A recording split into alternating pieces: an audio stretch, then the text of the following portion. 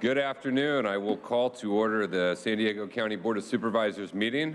Call us to order for our special child care conference. Ask the clerk to please call the roll.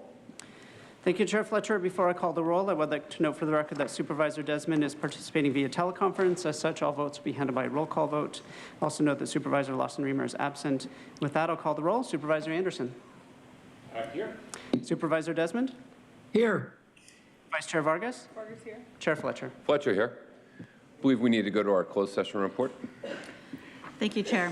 The Board of Supervisors met in closed session today on October 12, 2022 from 10:49 to 12:35 p.m. The Board took the following reportable actions. On item 18C, initiation of litigation regarding SB 483 test claim, with all 5 board members voting aye, the Board authorized County Council to file a test claim with the Commission on State Mandates regarding the costs incurred to comply with SB 483. On item 18E, with all 5 board members voting aye, the Board authorized County Council to initiate litigation. Particulars about the litigation will be disclosed to any person upon inquiry after litigation has formally commenced. That concludes the closed session report. Thank you, Claudia. I appreciate everyone for joining us here today for our special child care board conference. This is one of the top issues we face in the region. It's one of the issues that comes up most when you go out and you talk to folks. The incredible cost of child care, the inability to find child care, the challenges associated with it.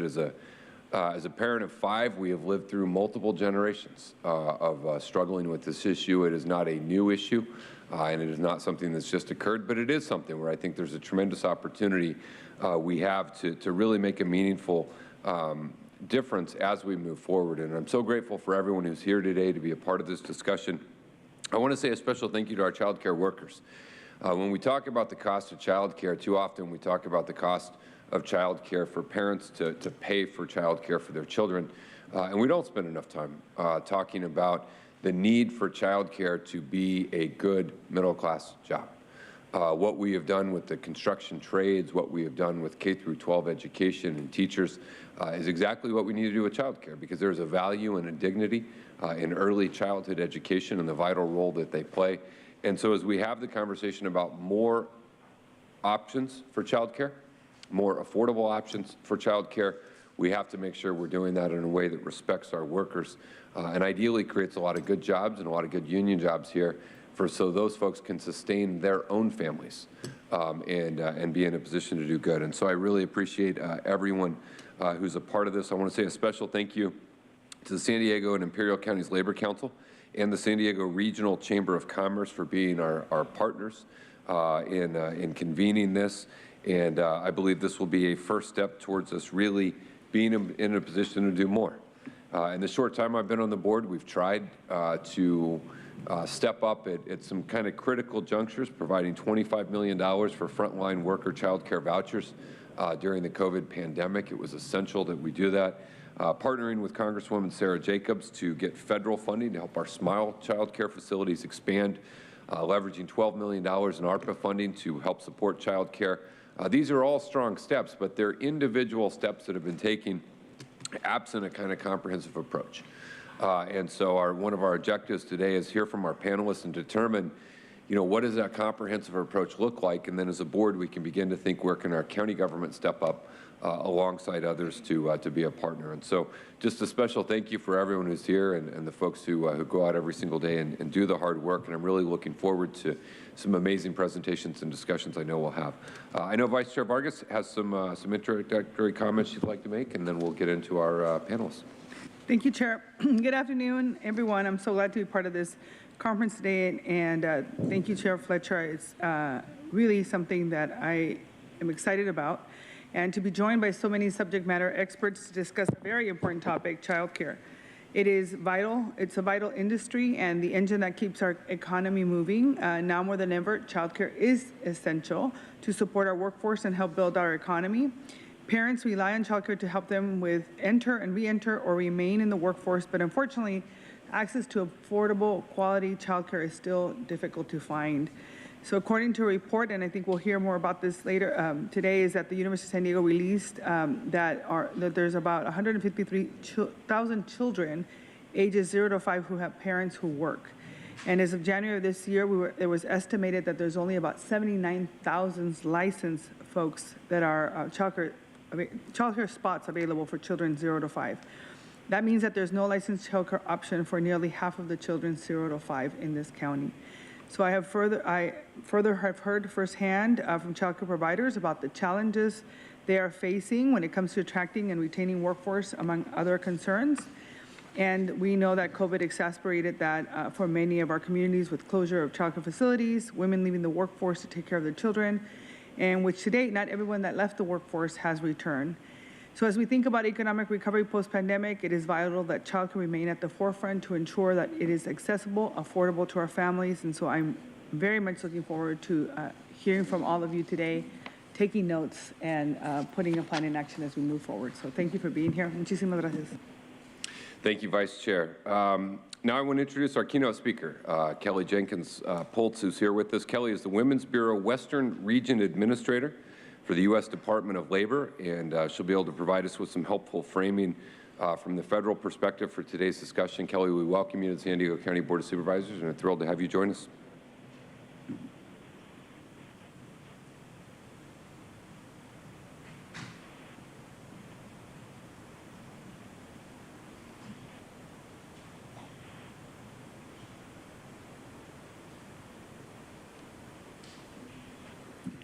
Thank you, Supervisor Fletcher, and good afternoon to the members of the Board of Supervisors. It's a pleasure to be here on behalf of the Women's Bureau to share with you a big picture approach to child care issues from the federal perspective. I'm going to provide with you a lot of data, a lot of numbers, and also share with you some promising strategies about how San Diego might think creatively about addressing child care. So let's start with the three things that we know. Prices are too high for families, wages are too low for providers, and there's just not enough supply for the families that need care. And these things are all related. This issue is complicated because, we still don't have a national consensus about the value of publicly funded childcare, say in comparison to the way that we have decided to fund public education through, kindergarten through 12th grade. And this lack of consensus has resulted in a very limited federal approach to child care, only providing funding for means-tested child care programs. And those are intended to reach really just the very low-income families. And even then, the reach doesn't meet the full need. In this first slide, you can see that the U.S. invests less money in early child care education than virtually every other comparable economy. We rank 35th out of 37 countries tracked by the OECD. And less than 1 in 5 children that are eligible for assistance under the Child Care and Development Fund actually receives that funding. So other than these limited cases, many families struggle to provide care. Like many other products and services in the United States, child care has been left to the free market to set our prices and to create an adequate supply to meet our demand. We have a mixed delivery system, and that means every family must navigate these issues individually. And this is problematic for a number of reasons. On the next slide, you'll see that parents usually need care at a time in their lives when paying for it is the most difficult, at the beginning of their work lives, when they have the lowest incomes. The chart on the left shows that typically people's income grow the longer they're in the workforce as they gain more skills and experience. And the chart on the right shows that nearly half of first births are to parents aged 25 to 34 years old. But over a third have their first child before they're 25. And so this is a time when those families have a lot of competing demands for their income. They may have a mortgage, they may have high rent, they may be paying off student loan, or they're striving to build economic security for their families. The Administration for Children and Families defines affordable childcare as costing no more than 7% of a family's income. And the Women's Bureau has recently published a national database for childcare prices, which contains data on the price of childcare in nearly every county in the United States. And on the next slide, we'll see that in San Diego County, the average price of infant-based care was more than $17,000 in 2018. That's last year. Our database has comparable data. And I understand the San Diego Foundation has updated that number with, showing that the price is even higher now. But in 2018, this cost was equivalent to 20% of the median family income in our county. And center-based care for a toddler was a little less expensive, but it still was accounting for 14% of the average family income, so even double what we would define as affordable care. Secondly, while families pay very high prices, the margins for care providers are slim, and many struggle to remain profitable. Without additional funding, one of the only ways to keep costs down is to reduce the labor costs. And this means that for the workers providing care, overwhelmingly women, predominantly women of color, earn very low wages. The average wage for a child care provider in the United States was less than $28,000 per year, which makes child care workers in the bottom 2% of all occupations. On the next slide, you'll see that pay is slightly higher in San Diego than it is nationally, but the cost of living is higher here too. The median hourly wage for a child care provider in San Diego was $15.11, barely above the minimum wage, and actually lower than the statewide median child care workers of $16.43. MIT estimates that a living wage in San Diego for a single adult with no children is $22.74 an hour. For a single parent with one child, it was $42.50 an hour. The wages of child care workers are nowhere near high enough for the people who care for our children to live comfortably and to care for their own families without significant financial stress. On the next slide, we see that nationally, more than 90% of the early child care workers are women and disproportionately women of color. In California, half of those child care workers are Hispanic. And while everyone's wages are low, the pay is even lower for women of color.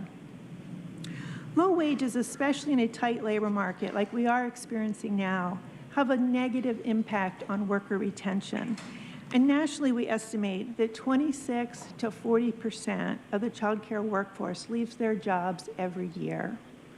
Frequent turnover of caregivers is hard on children, it's hard on families, and it's hard on employers. And the strong attachments between children and their caregivers are one indicator of quality care. So addressing wages is a really important issue that can also impact both supply and quality of our care. There was already a severe child care shortage pre-pandemic, and the impacts of the last few years have caused further challenges for finding care. Our most recent jobs numbers showed that nationally, the child care industry is still not fully recovered. Nationally, the child care daycare services industry is down 9.7%, or fewer than 102,000 workers. On the next slide, we can see child care deserts, which we define as a census tract that either has no child care providers or so few options that there are more than 3 times as many children as licensed care slots. And as you can see, well, it's hard to see this graph, but what it shows us is that in San Diego County, we do have several child care deserts. Pre-pandemic, 60% of people in California lived in a child care desert, and 72% of low-income families in the state lived in areas that just didn't have enough licensed providers. And we know those numbers are higher now. So all of this adds up to, bad implications for our families, our children, our broader society, and our economy. An overwhelming body of research shows that children who have access to quality child care have better outcomes in adulthood and as adults, and as children and as adults. Children who attend high-quality early childhood programs compared to similar children who do not do better in school. They have better mental and physical health. They go on to have higher earnings. And also, earnings in long-term economic security of families is better when they're not faced with breaks in labor force participation because of inaccessible or unaffordable care. On the next slide, we see that lack of child care access leaves many parents, mostly women, to leave the workforce. And we saw this really in an unprecedented way during the pandemic. And we've still not fully recovered from it. As recently as August, nearly 5.8 million households with children under age 5 were reporting child care disruptions that had a negative impact on their ability to work. But the pandemic, didn't create this problem. From 2018 to 2019, an estimated 2 million parents of young children either had to quit, not take a job, or significantly change their job because of child care problems. It harms employers, too, because they lose capable workers when they cannot access care. The U.S. Chamber of Commerce Foundation estimated that child care costs and related absences and employee turnover costs, it costs employers anywhere from $375 to $500 per working age adult. Some employers do recognize this problem and they provide on-site care and other support to their workers, but not all employers are able to do so. The pandemic really exacerbated our child care challenges to such an extent that the federal government has made an unprecedented $50 billion investment in child care to stabilize the industry and support the pathway needed to move forward. Under the American Rescue Plan, nearly $24 billion in child care stabilization grants provide rapid financial relief to child care providers to help pay for unexpected costs they faced during the pandemic. The ARP also included $15 billion in child care subsidies, and states were encouraged to use that money to increase subsidies for families, to provide payments to providers, to provide salaries for educators, and also to fund training. San Diego is one of many communities that has already tapped these funds in some creative ways, and I'm just going to wrap up by giving you a little bit of examples from other communities. Several states, including Nevada, Oregon, and Minnesota, stipulated that child care providers receive stabilization grants and to use a certain percentage to increase wages or benefits for their workers. Utah provided grant enhancements to providers who agreed to pay at least half their staff a minimum of $15 per hour.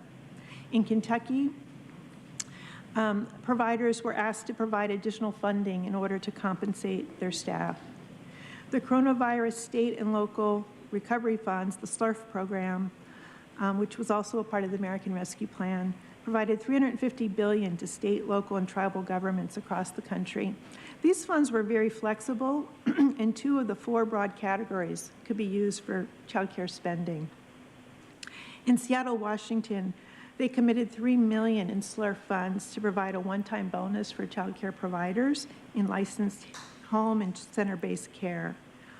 Deschutes County, Oregon, is investing $3.1 million in the SLRF funds to train more than 275 new workers in child care and early ed fields. In Humboldt County, they allocated $4.86 million of SLRF funding to provide retention bonuses ranging from $2,000 to $6,000 for eligible child care workers. Other states and cities are using their own state and local funds, including new taxes, to increase wages for child care providers. Washington, D.C. has instituted a new wealth tax that will allow child care workers to be paid on a scale comparable to public elementary school teachers. In San Francisco, a commercial rent tax was passed by voters, and it's being used to raise pay, increase benefits, and improve working conditions for the workforce. And their workforce is about 2,000 city-funded early providers. By 2025, San Francisco intends to support a living wage of no less than $28 an hour for all the early educators in the city-funded programs. Georgia's using its lottery funds to increase base pay for lead teachers and assistant teachers in the state's pre-K program. Addressing the child care challenge is complicated, but we know that families cannot afford to pay more for care and that interventions are needed to make care more affordable. Early care and education workers need increases in pay and benefits. Many already hold bachelor's degrees or licenses that require significant levels of training and education, yet their education experience doesn't align with their higher compensation. And without adequate compensation, the child care workforce will simply not be able to meet the demand for services. I greatly appreciate being a part of today's conversation, and I'm happy to work with you and other leaders in the community to work on solutions to addressing child care. Thank you. I'd be happy to answer any questions. Yeah, thank you, Kelly. Thank you for joining us, and thank you to everyone in the Department of Labor, Secretary Walsh, throughout the department. We really appreciate it. Secretary Walsh was out here. We actually did a child care event here with him, and really appreciate his commitment and the entire agency. I guess just kick it off, and I'll go to my colleagues, see if they have any questions. You went through a bunch of jurisdictions and some best practices. I took a bunch of notes: Humboldt, Oregon, Seattle, Georgia, other things. What do you think would be first? Because at times there's such a daunting need, right? Like workers don't get paid enough, we don't have enough workers, we don't have enough facilities, we don't have enough subsidized spots. So, I mean, what would you advise a local government jurisdiction if you're trying to figure out, you know, how you can help most? You know, which one of those things would you start with? Yeah, to me, wages is sort of the central issue that can drive to pretty much everything else. It can help us retain the workforce we have. It can help us attract new workers. It can help raise the pay for the workforce that's already working very hard. And, you know, because so many of the compensation is related to retention, and we know retention is related to the quality of care for children. I mean, having a provider that is consistent and stable in their lives is really important. So for me, wages is the first thing to address that can help raise the raise all the standards. Yeah. Well, because I guess it wouldn't make sense to open a lot of new facilities if you're going to have high turnover and inability to retain and recruit workers. So that makes sense. Let me go to Vice Chair Vargas. Thank you, Chair. My question is along that, but I want to expand a little bit because I'm wondering if the federal government has thought a little bit more about really reinvesting, or maybe they have done some of this already, but I think there's an opportunity for much more economic prosperity opportunities. Looking at childcare is also, you know, it's a small business for so many women in our communities, right? And so how do we tie that into, I mean, I understand the wage component, but figuring out how we have the support for the infrastructure for those folks who are on the ground, being able to have the resources that they need to build that up. Because I think, you know, we have, people can get the training, right? I served on the community college board where we had opportunities for certification and that, but I'm thinking about models that maybe you can share with us that have been successful as like from a small business model versus government providing that service. People still being able to, you know, use government subsidies to be able to pay for it, but what you're really doing is creating a whole group of new entrepreneurs, particularly women and women of color, to have that opportunity to succeed, and it becomes, you know, an economic incentive for them to do that. Right, right.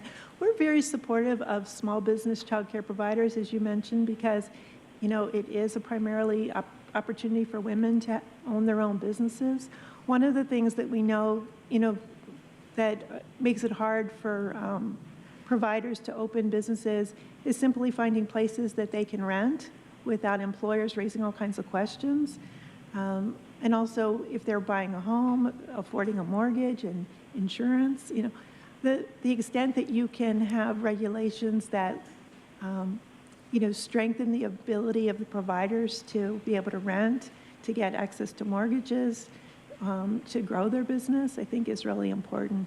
And the other thing for family child care that, you know, for family providers that we know is so important is that they're often able to offer care in non-traditional hours. So, you know, as we build our infrastructure, we know construction workers have a hard time getting, you know, child care that works when they're working. And family home child care providers can be a huge part of that solution for having care, you know, either overnight or very early in the morning.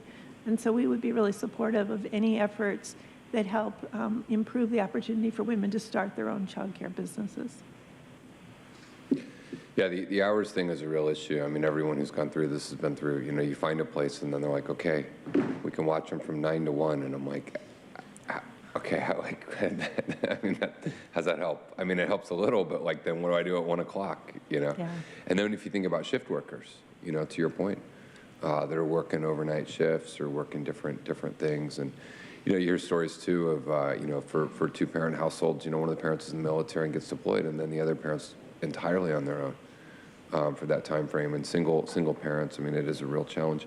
What are one of the things we've I don't know if you've seen anyone do this. We've kicked around a little bit. Is do you just say for new housing developments, commercial developments, things like that, we're not going to permit it unless it's got on-site childcare on site as a part of the planning process. Have you seen anywhere do that? In Boston, they do designate that as projects are built, that either funds are created to build a new child care center, Yeah. or the project has to donate money to a fund that supports child care. So yes, you know, that is certainly one avenue to generate funding. Yeah, because I mean, one of the easiest ways is if you have childcare near where you live, it's convenient, or if it's at your place of employment, then Right. it's also convenient. And so if you just work that in, you know, to the kind of process, I mean, it's a little late given how built out so much is, but it seems like certainly an idea. Kelly, what are the best ways, what can we do in San Diego County to best partner? And when I say partner, I mean best get funding from the federal government. Like, we want to partner and be friends, but like, how do we best, what do we do to put ourselves in the best position to draw down whatever resources there may be, understanding it's limited, and that's certainly not the fault of the Department of Labor. That's a congressional And executive that decision. question might be a little bit beyond me, but I would just encourage you to be as creative as you can, to leverage the funding that you can in multiple streams. And, you know, like some communities have made really hard decisions about designated taxes.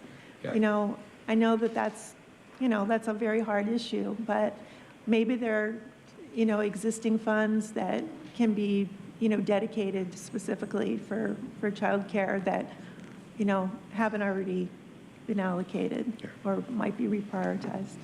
Yeah, wonderful, thank you. Kelly, we appreciate it. Thank you so much for joining us. We really appreciate you taking the time to join us. Before we go to our first panel, I think it's really important as we're discussing child care and we talk about the policies and the procedures and the funding streams, that we not lose sight of the individuals who are impacted by these issues, both the parents and the providers. And so I'd like for us to hear briefly from two. First, I want to welcome Itzel Hernandez to come up and just discuss the challenges that she has gone through navigating this world of trying to find childcare. So welcome, Itzel.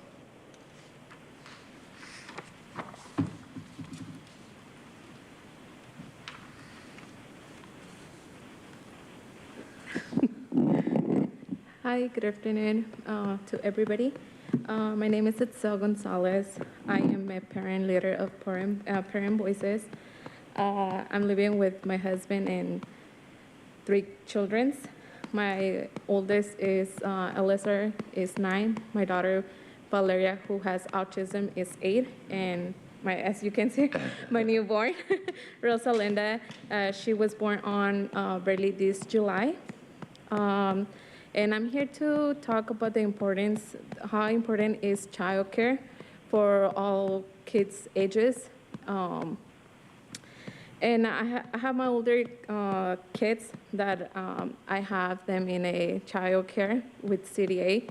I have a voucher with them through CDA for their care.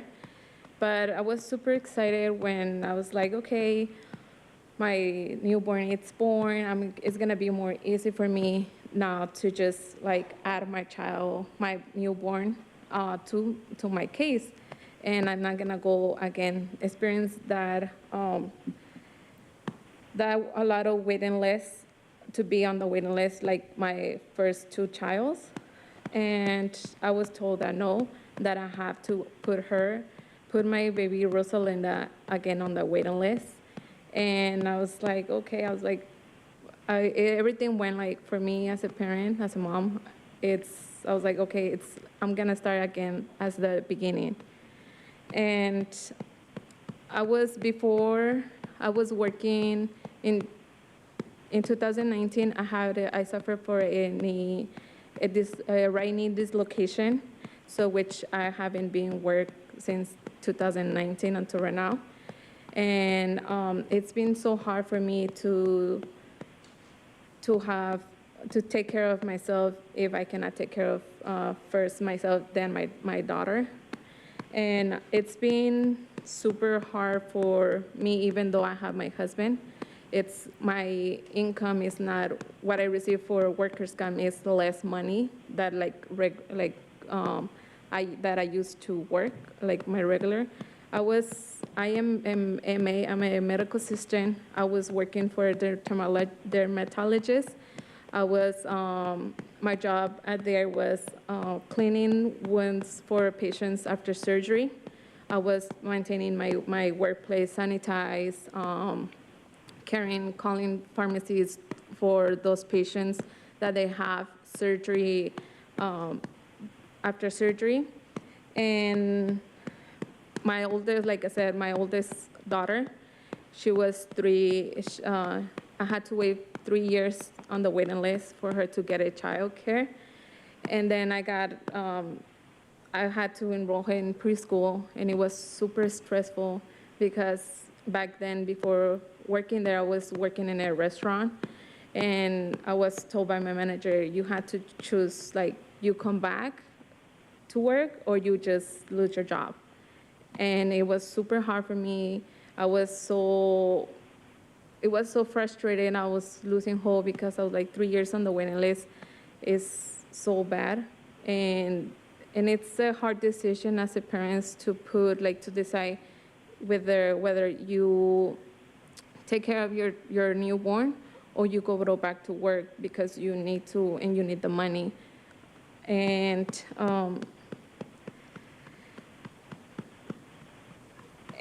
I'm glad the county is looking for ways to make it easy for families like mine to find childcare. But also, I want to also ask that there should be more childcare for infants and toddlers, also for all ages, but also because the infants right now you cannot take, they had to, until 4 months, they had to go to a childcare, but if there's no fundings, basically they had to stay with you, and then everything gets more worse. And not having childcare holds us back in so many ways. It makes it harder for us to take care of ourselves and our health. It makes it harder for us to work. It makes it harder for our families to put food on our tables. And just remember that childcare should be able for all kids, even for babies, if that's what their parents need. And that's it. Thank you so much for hearing my experience as a parent. Thank you for joining us. Thank you for sharing. We appreciate you spending time with us today. Thank you. Thank you. Next, I'd like to bring forward Rosa. We have been to Rosa's child care facility last week. It's where we went with Secretary Walsh a year or so ago. And Rosa has a wonderful and powerful story, and representing the voice of the providers, the child care providers. So Rosa, it's wonderful to see you. Again, thank you for joining us. Hola, mi nombre es Rosa Estrada. Tengo un poco más de 18 años como proveedora de cuidado infantil en el condado, aquí en el condado de San Diego, y 3 años como miembro de la Child Care Providers Unite. La pandemia nos ha hecho ver un creciente desierto de cuidado infantil en todo el estado, pero también muchos otros obstáculos que enfrentan nuestros proveedores de cuidado infantil familiar en el condado de San Diego. Hi, my name is Margot. I'm an organizer for UDW CCPU. I'll be translating for our member, Rosie Estrada. Hi, my name is Rosa Estrada. I've been a family child care provider in San Diego for over 18 years and a Child Care Provider United member for 3 years. The pandemic has shed light on a now growing child care desert throughout the state, but also so many other obstacles that our family child care providers are facing in San Diego County. muchas familias luchan por encontrar lugares disponibles para el cuidado de niños en sus comunidades. Al mismo tiempo, nosotros los proveedores de cuidado infantil luchamos por llenar los espacios vacíos o disponibles que tenemos de cuidado infantil familiar, porque el condado carece de un sistema central y de oportunidades para que los padres y los proveedores de cuidado infantil familiar nos conectemos. So many families are struggling to find available childcare spots in their local communities, while at the same time, family childcare providers are struggling to find vacancies in their childcare because the county has no central system or opportunities for parents and family childcare providers to connect. Sabemos que tenemos familias que buscan atención para sus niños para poder volver a trabajar, pero no saben cómo encontrarla. Los proveedores también nos vemos afectados por falta de viviendas asequibles y un aumento en las violaciones al derecho de la vivienda. We know we have families out there seeking care so they can return to work, but they don't know how to find it. Providers are also impacted by the lack of affordable housing and an uptick in housing right violations. Los proveedores somos constantemente expulsados de nuestros hogares y lugares de negocios debido al incremento abusivo de rentas. Estamos perdiendo nuestros hogares y negocios debido a que los propietarios desean aumentar sus rentas haciendo renovaciones mínimas en sus edificios y cobrando el triple o el cuádruple de renta. Providers are also impacted by the lack of affordable housing and upcoming housing violations. Providers are being constantly kicked out of their homes and places of business because of rent gouging. We are also losing our homes and business because of landlords that wish to bump up their rents by making minuscule renovations to their buildings and charging triple or quadruple the rent.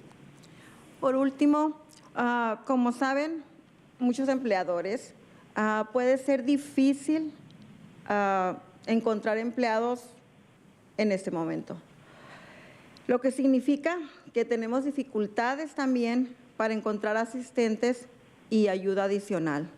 Esto a menudo puede significar que nuestros propios familiares estén pidiendo apoyo y ofrecen su ayuda cuando pueden, pero eso solo se suma al grupo de trabajadores sin paga.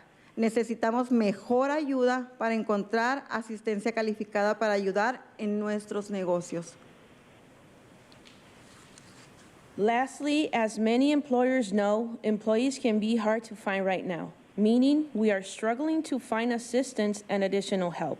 This can oftentimes mean our own family members are asking to support us and offer their help when they can, but that only adds to the pools of unpaid workers.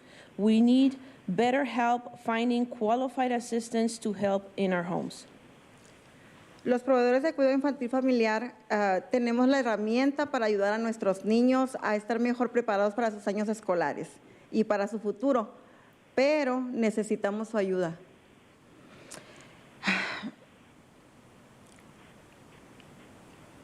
Para solucionar estos problemas que no solo afectan a proveedores de cuidado infantil, sino a toda la fuerza laboral de nuestro condado.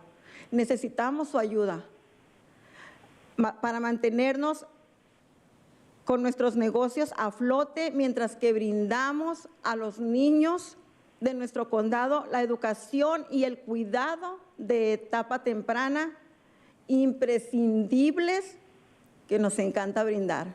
Muchísimas gracias. Family child care providers have the tools to help our kids be better prepared for their school years and for their futures. But we need your help addressing these issues not only affect the child care providers, but our entire county's workforce. We need your help keeping our business afloat while we provide our county's our county's children with the imperative early stage education and care we love to give. Thank you so much. Thank you so much. Thank you, Rosa, for joining us. Next, I want to bring up our, thank you both, and just really powerful voices of both the parents and the providers. I want to bring up our first panel to really discuss the problem associated with obtaining quality, affordable child care.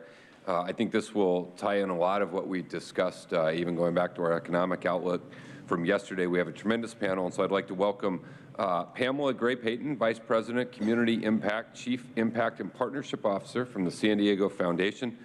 San Diego Foundation has been a tremendous partner to the County of San Diego, including in our efforts to support child care during the pandemic. And Pam will help frame our discussion rooted in data to really articulate the problem. I also want to welcome Stephanie Benvenuto, Vice President of Public Affairs, San Diego Regional Chamber of Commerce. Chamber is a tireless advocate for child care solutions. If workers can't find child care, our economy suffers, and Stephanie will help put this problem in the context from the business community and why child care solutions are necessary for our region. And then thrilled to welcome Joanna Hester, United Domestic Workers Assistant Executive Director. And UDW plays an integral role in organizing and supporting child care providers. And Joanna will help us understand why the financial challenges associated with child care are such a tremendous burden for providers. We welcome all three of you. We are thrilled you joined us today, and we will turn it over to you. Well, good afternoon, Chair Fletcher and Supervisors. Thank you for the invitation to be here today. First, I want to acknowledge that some of the information that we'll be sharing today has already been shared by Kelly. The data has informed a lot of the material that we will share, as it did for her earlier. As we recover from the pandemic, understanding the needs of children, working parents, and care providers is essential to constructing a more resilient future. This presentation references a report San Diego Foundation recently shared with the community titled Workforce, Childcare, and Change. The report aims to provide a regionalized picture highlighting the current perspectives of working parents, capacity of the childcare provider industry, and the role that access to quality, affordable care plays in ensuring parents remain engaged in the workforce. Next slide.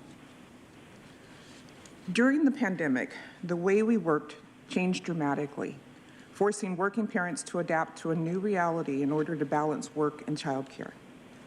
To better understand the impact on working families and childcare providers, San Diego Foundation surveyed over 850 parents between June 2021 and February of this year. Nearly all parents surveyed agreed that safe, reliable childcare is crucial for them to be able to work. Next slide. The majority of working parents surveyed also saw childcare as an essential service on par with healthcare and education. Next. The cost of childcare is one of the greatest barriers local families face. The average annual cost to have one infant enrolled in licensed child care center in San Diego is over $19,000. And while California is ranked the least affordable state for infant child care, San Diego's average price of $19,000 per child is actually 15% higher than the state average. Californians pay on average 26% more than the national average for child care. San Diego families can expect to pay more for licensed infant care than in-state college tuition.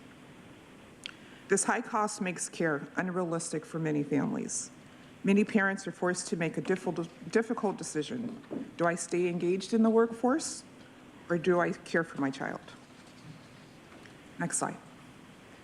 In the San Diego region, over 74,000 children ages 0 to 5 lack access to licensed care. 48%, nearly half, of children under the age of 5 do not have a stay-at-home parent and do not have an available licensed child care space. Even before the pandemic, we knew there was a gap in available child care spaces, but the pandemic has only increased the ongoing challenges providers face. While the amount of available child care spots in the region has been declining for years, A total of nearly 2,000 licensed care spots were lost between 2019 and 2022.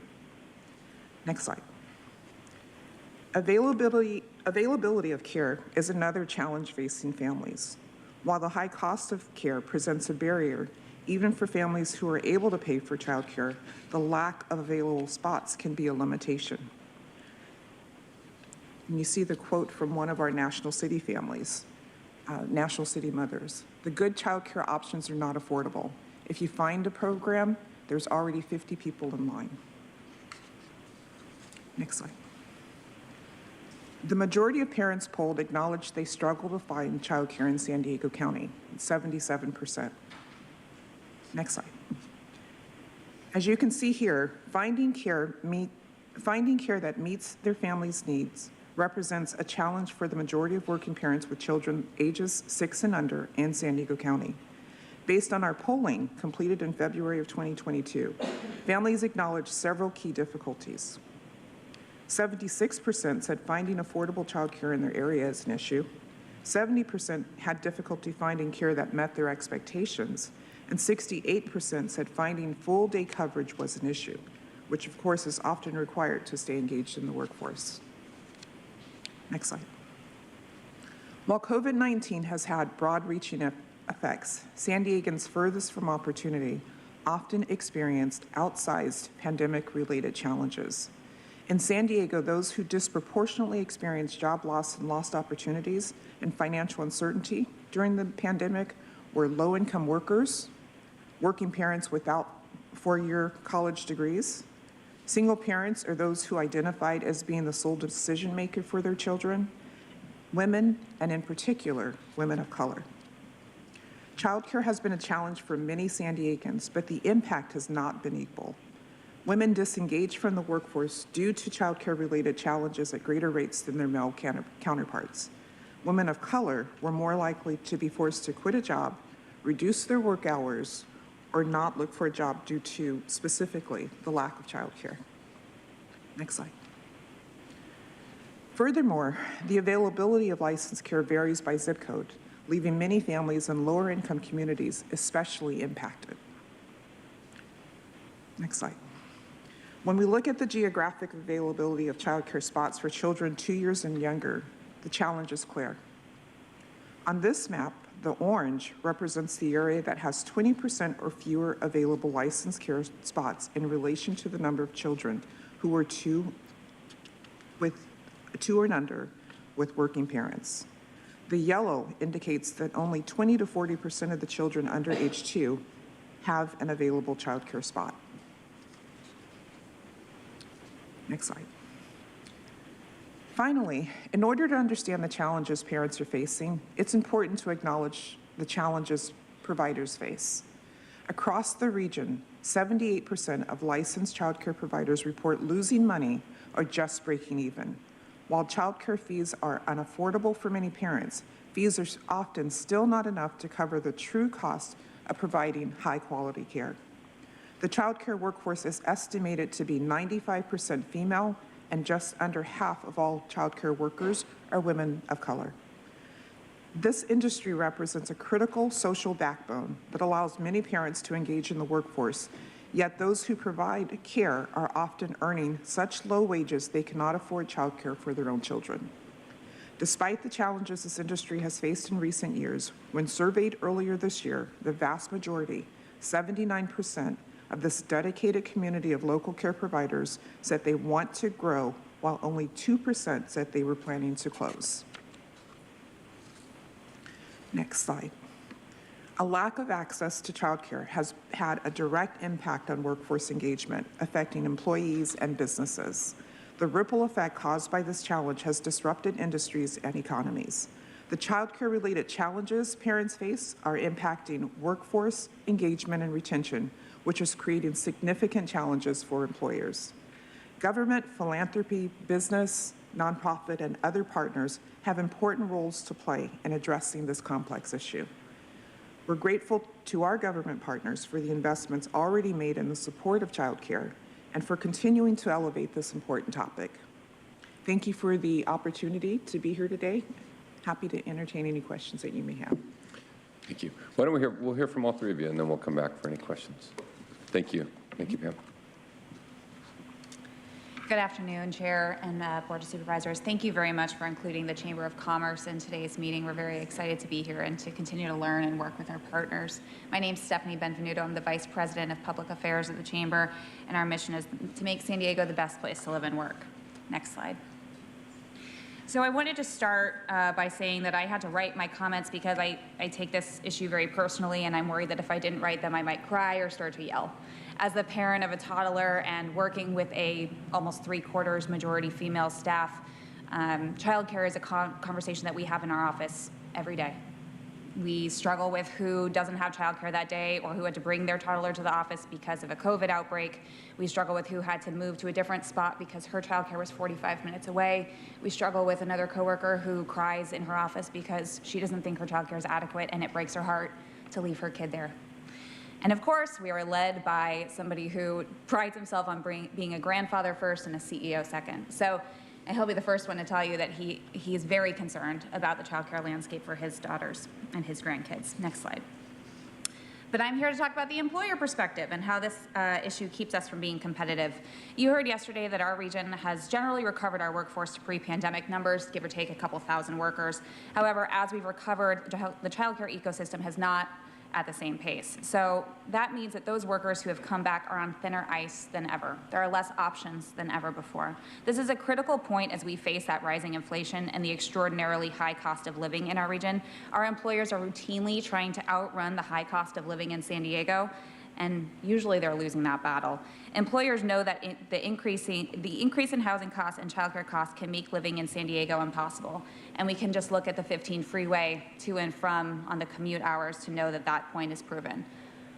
On a less successful scenario, we can look to Denver, we can look to Raleigh, we can look to other locations that our workforce is being exported to. But more importantly, I want to highlight that women are bearing the majority of this burden.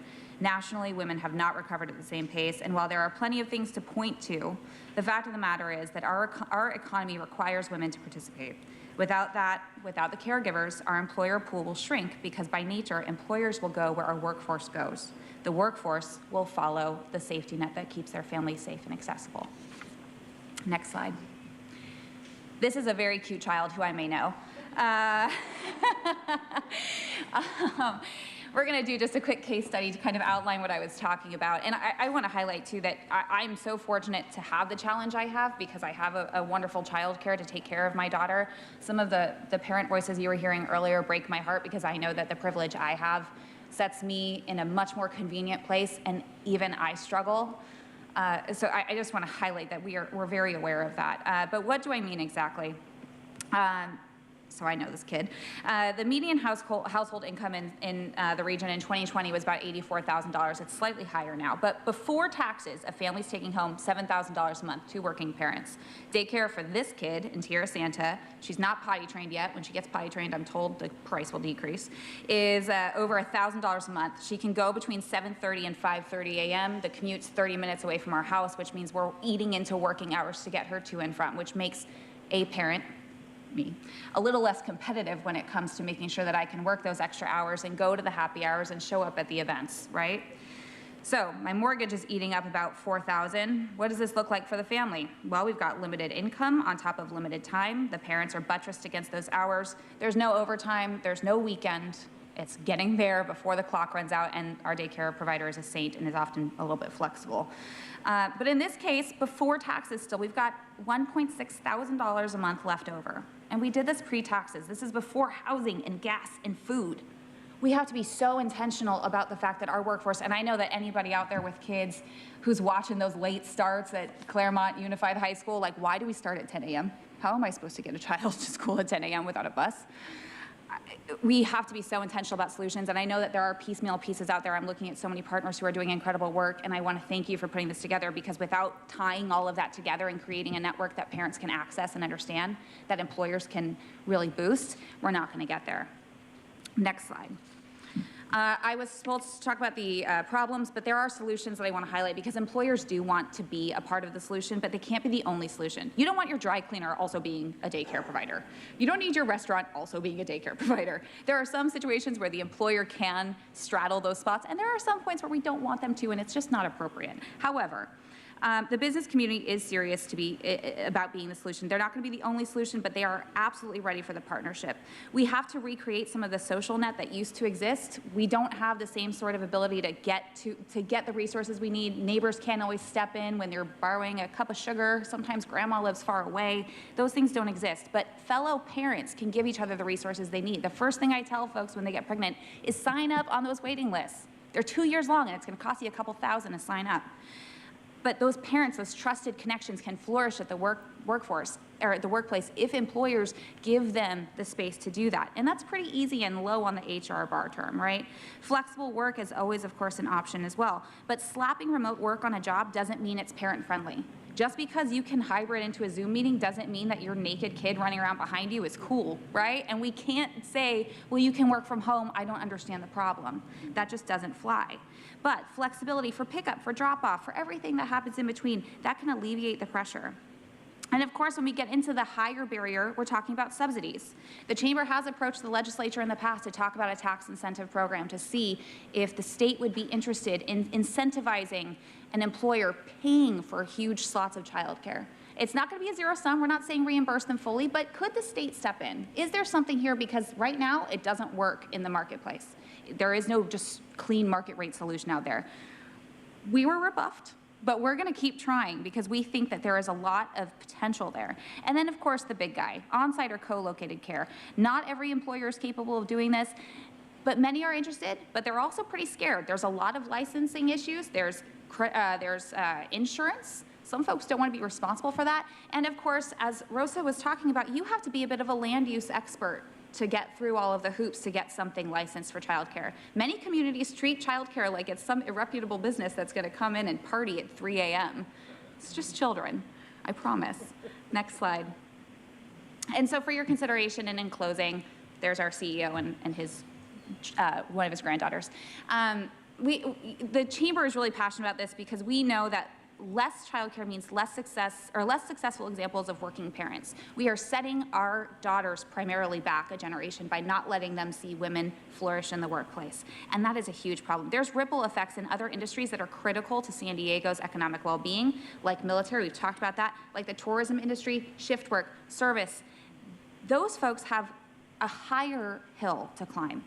And it also increases the likelihood of unlicensed operations. Childcare is a necessity. Folks will find it, whether or not it's licensed. So we've got to find a way to make those folks successful and keep them safe.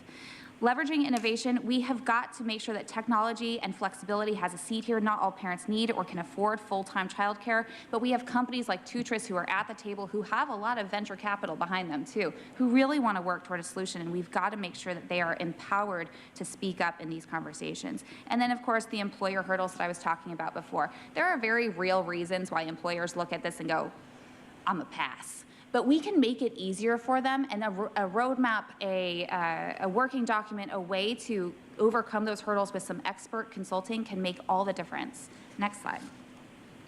And now I will be quiet, but thank you so much for your attention to this matter. I know we are preaching to the choir, and so we appreciate you being the choir. Thank you.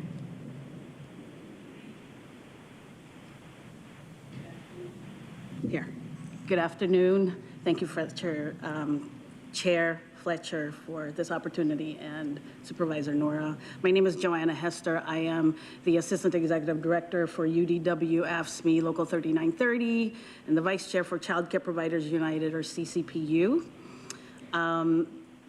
Your willingness to reach out to providers and hear their problems and find solutions show great leadership and support from this board. I also want to do a quick shout out to other early childhood educators who are with us today. My colleagues from the San Diego Children's First Collective, thank you for being here, yay. CCPU is a union of family child care providers throughout California. In 2019, Governor Gavin Newsom signed into law the right to collectively bargain over wages, benefits, and working conditions. When they began organizing 20 years ago, they found that state was not offering solutions, but placing the burden on solving the childcare crisis on the providers themselves. Our union recognition could not have come at the more perfect time than in 2020 when the pandemic hit. Using their collective power, family childcare providers bargained and not only won supplemental pay, rate increases, $100 million for health insurance, and more recently an additional 16 paid COVID closure days, but they also have been able to raise slots for the number of slots for subsidized kids. We are truly proud of what our members have achieved. As COVID restrictions began to lift, the need for childcare providers throughout San Diego grew exponentially as people began to go back to work and resume a sense of normalcy in their lives. But these workers, eager to go back to work, were met with new challenge, vast childcare deserts throughout the county. Through the pandemic, the state lost more than 5,000 family childcare providers because they could no longer afford to keep their doors open. This created large areas of the state, including many here in San Diego, as previously been stated, in which families could not find a provider within a reasonable distance of their homes or workplaces. On top of that, families are struggling to find open family childcare facilities because providers simply do not have the resources to advertise their availability to parents who are desperately searching. At CCPU, we invested in a 501c3 organization called Carina.org. It's Carina with a C, to provide a free, helpful tool for our members that helps bridge the gap between them and parents who are looking for childcare. But even Carina isn't always enough. Our members need more resources available that will help connect parents in need with providers in need, therefore help fill the available spots in providers' home and lead the way for a better early stage education while also empowering our own communities by helping parents and families get back to work.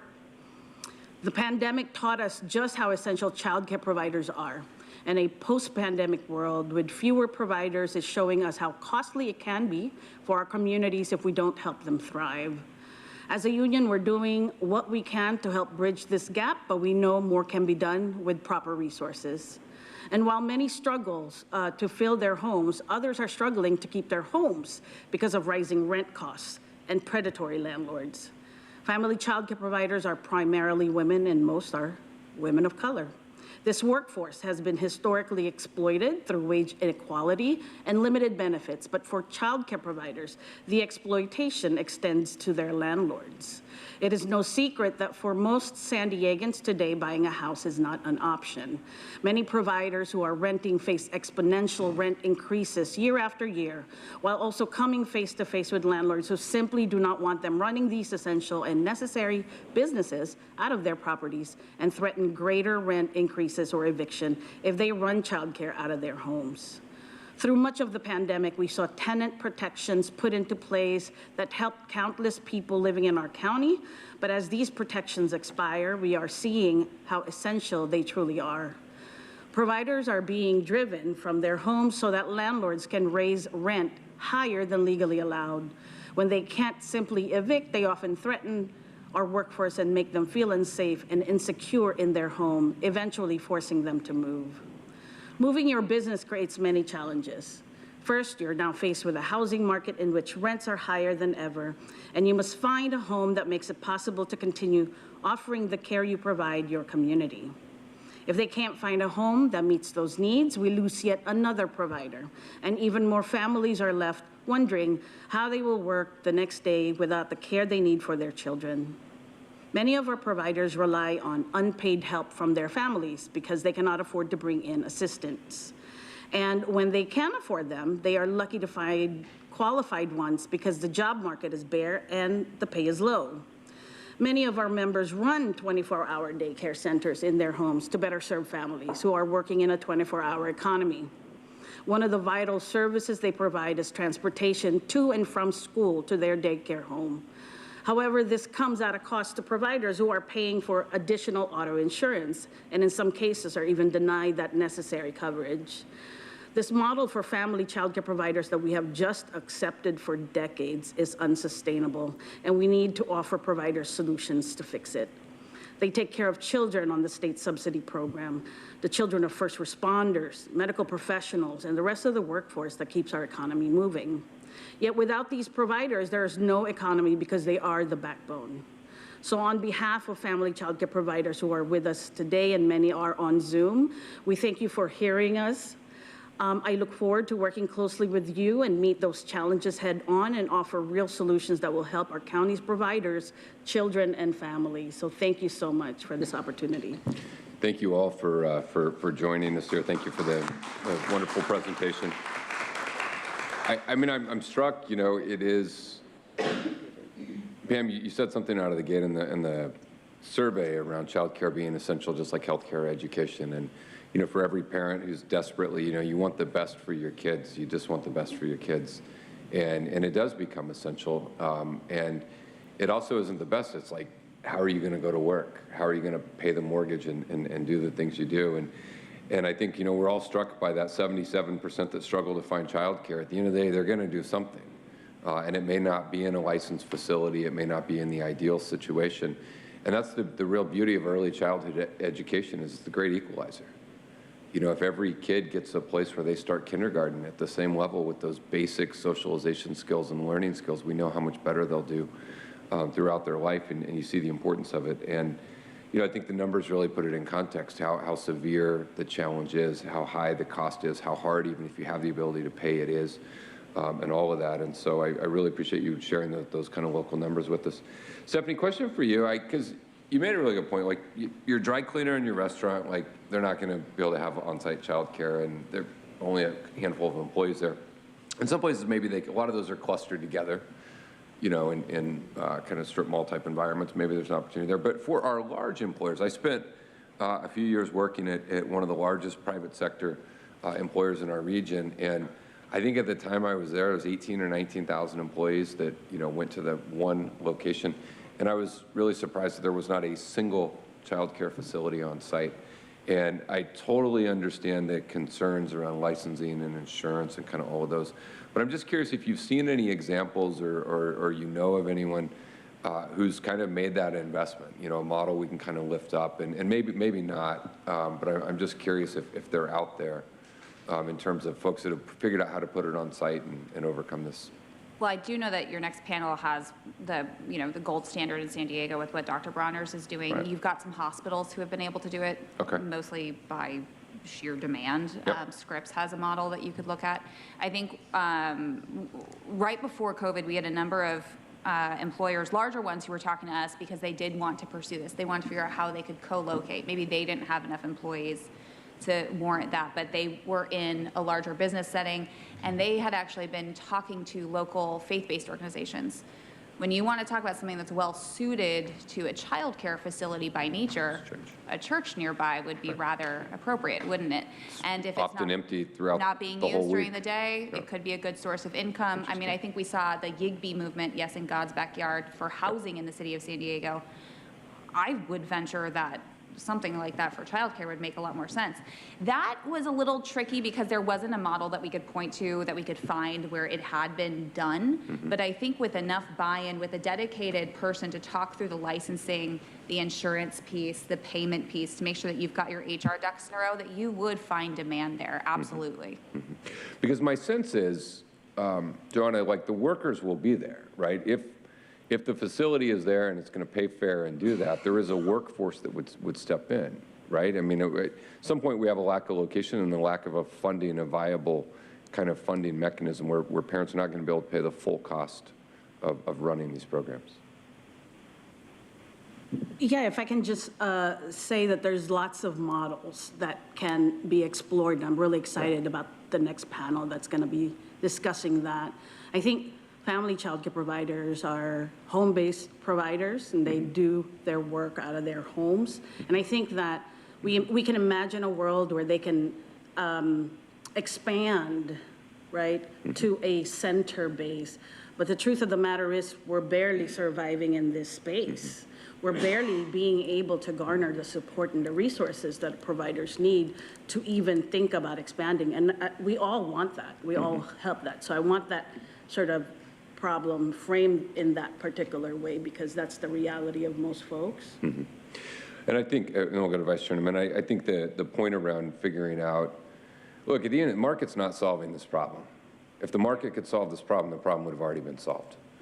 And so the reality is there's going to have to be, very intentional government involvement in this space in order to get where we need to be. Some of that could be incentives or tax credits or subsidies or direct revenue measures that fund this, that allow these to do. And then I think government's addressing the land use issues around making it really easy to site, permit, and really view it as an aid or assistance. How do you help walk someone through a business or entity that's concerned? How is there an existing toolkit of like, let's help you get this set up and established with a whole series of things.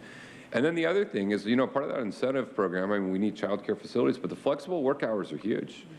And that's vital. I know in our office, man, Team Fletcher, we're making babies at a rapid rate. And no, it's a wonderful thing. It's a wonderful thing, like there's a lot of babies born on our staff, and I love it. And I love it when they bring their babies to work. My big complaint is they don't bring their babies to work enough. But I also know it's not easy to work. Like, it's fine for the few minutes I play with them, and then they have to figure out how to do it. But, we have a culture where, look, if you come in late, you leave early, you got to go pick up, you got to go drop off. Hey, we'll figure it out, and we'll make it work. But I think culturally adapting that, because that's not only right for that kid, but you want to retain those workers. And if you have that culture and you have that environment, it's certainly much better. So we can go to Vice Chair Vargas, has a few questions. Thank you. And I really appreciate all of your presentations. And Stephanie, I really appreciate that you led with the idea of, there's so much privilege in being able to talk about paying rent and being able to take, find childcare 30 minutes away and all of that. Because I think, one of the things that I hear often is, the beauty of having the home care for children is the idea that you also are, the language issue, right? The cultural competency piece is so important for so many of our families. So if you have access to wealth, then you could take your kids to Montessori or to a dual language education, and it's part of the system because you can pay for it.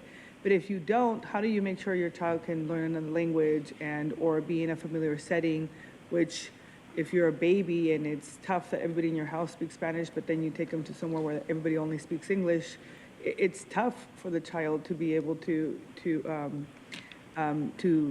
feel at home, I guess is the right way to say that. So I really want to make sure that as we're thinking about these policies and these programs, that we don't forget the equity piece of it, because we want to make sure that we are nurturing the best of our children in the communities that we're trying to make sure that we're representing, that we have these opportunities, number one. And then I think the chair mentioned the hours, and I keep hearing a lot of this about the hours, especially where our frontline workers, right?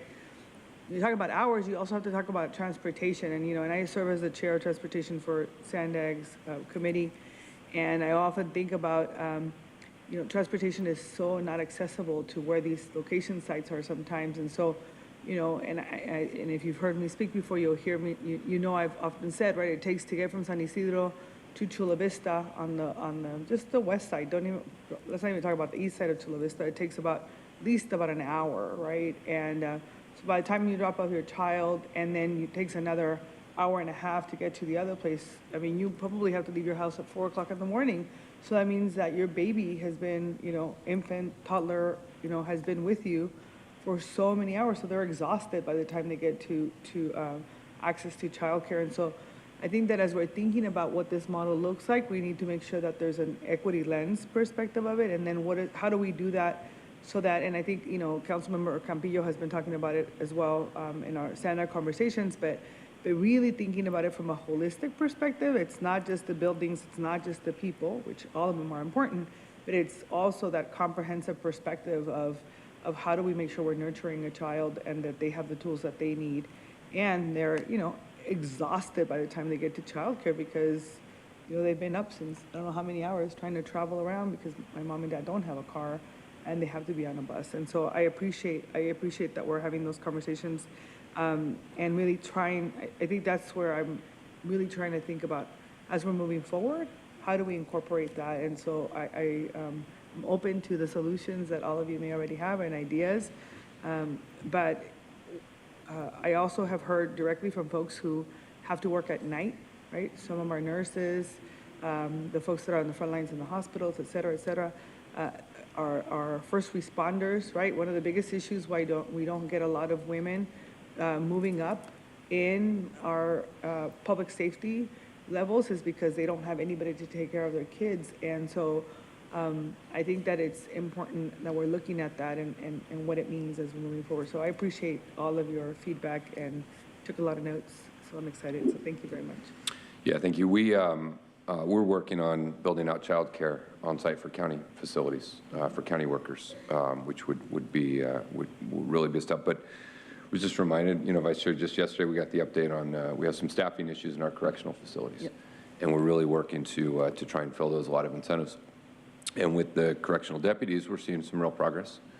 But with a lot of our LVNs, RNs, which are professions that are larger percentage female, it's harder because you're going to have to work shifts. And there's no childcare. Like there's, now I'm not saying we're going to put childcare in the jail. Please don't at me or something about that. But I think, look, this becomes a real issue in terms of not just recruiting and retaining the workforce, and but figuring out in some of these critical demand jobs, if you move to offering that, I've got to believe that if you have on-site childcare in an affordable way, folks will still pay for it in an affordable way based on income. You wouldn't have a whole lot of recruiting issues. You probably have pretty good recruitment, pretty good retention. It ended up being a good business decision. Whether you're a government or a large agency. So I think a lot could. Wonderful. Well, thank you all tremendously. I really appreciate you all being here and appreciate the thoughtful testimony before us today. Before we get to our solutions panel, we have a short video from Samsung, a child care provider in City Heights who goes out of their way to provide low-income families with child care. Let's play this video. When I'm open 24 hours, it says, and I do transportation. But when I say I do transportation at the same time, this family, they're supposed to help me the gas, especially now that the gas is high. But how could they help me? Themselves, they're low income. When I always, do my job and trying to get gas from them, they can't afford. I ended up even me to pay my own gas to go pick them up and drop them off, or to ask them, hey, if you could help me to drop them off, I'll pay my own gas. And the other thing I always help them is my family home childcare. I go to shopping to buy all kind of size of kid clothes. Why? Because the family that I have, most of them, they're low income. They can't afford. So I always help them clothes too. When they come and they miss, their clothes that they come, I have to help them. Most of them, they don't have it. So without family home care, I don't think they could survive all these families. So they was increasing my rent every year more than $200. And on top of that, when the owner or landlord is, they find out that you're doing business in the house, they expect for you to give them, or to put the rent more than what they supposed to put the other residential family there who's supposed to live here. But since 2018 that I moved more than 3 times because of the landlord, because they don't want it for me to have a business in the house. He used to ask me for me to pay extra all the time. I used to fix all the house like I own the house. Then I decided to move out. I move another apartment, and they don't want it because of the business, the childcare, and I move out again. I remember just 3 years for me to move a couple of times. When I'm open 24 hours. Thank you. We appreciate Samsung for providing that important perspective.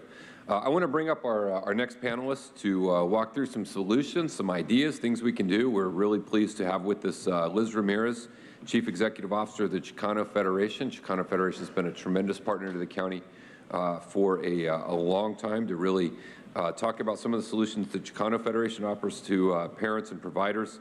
We have Lilia Vergara, Director of Human Resources from Dr. Bronner's. Really excited. Dr. Bronner's comes up all the time when we ask for who's doing it well and who's doing good. And then we have Aaron Hoagboom, Director, San Diego for Every Child, and co-lead Children First Collective in San Diego. And Aaron will help place these solutions in context with the driving need for us to always think about how we're creating healthy families. So welcome to all of you. We're thrilled to have you join us today and look forward to hearing from you.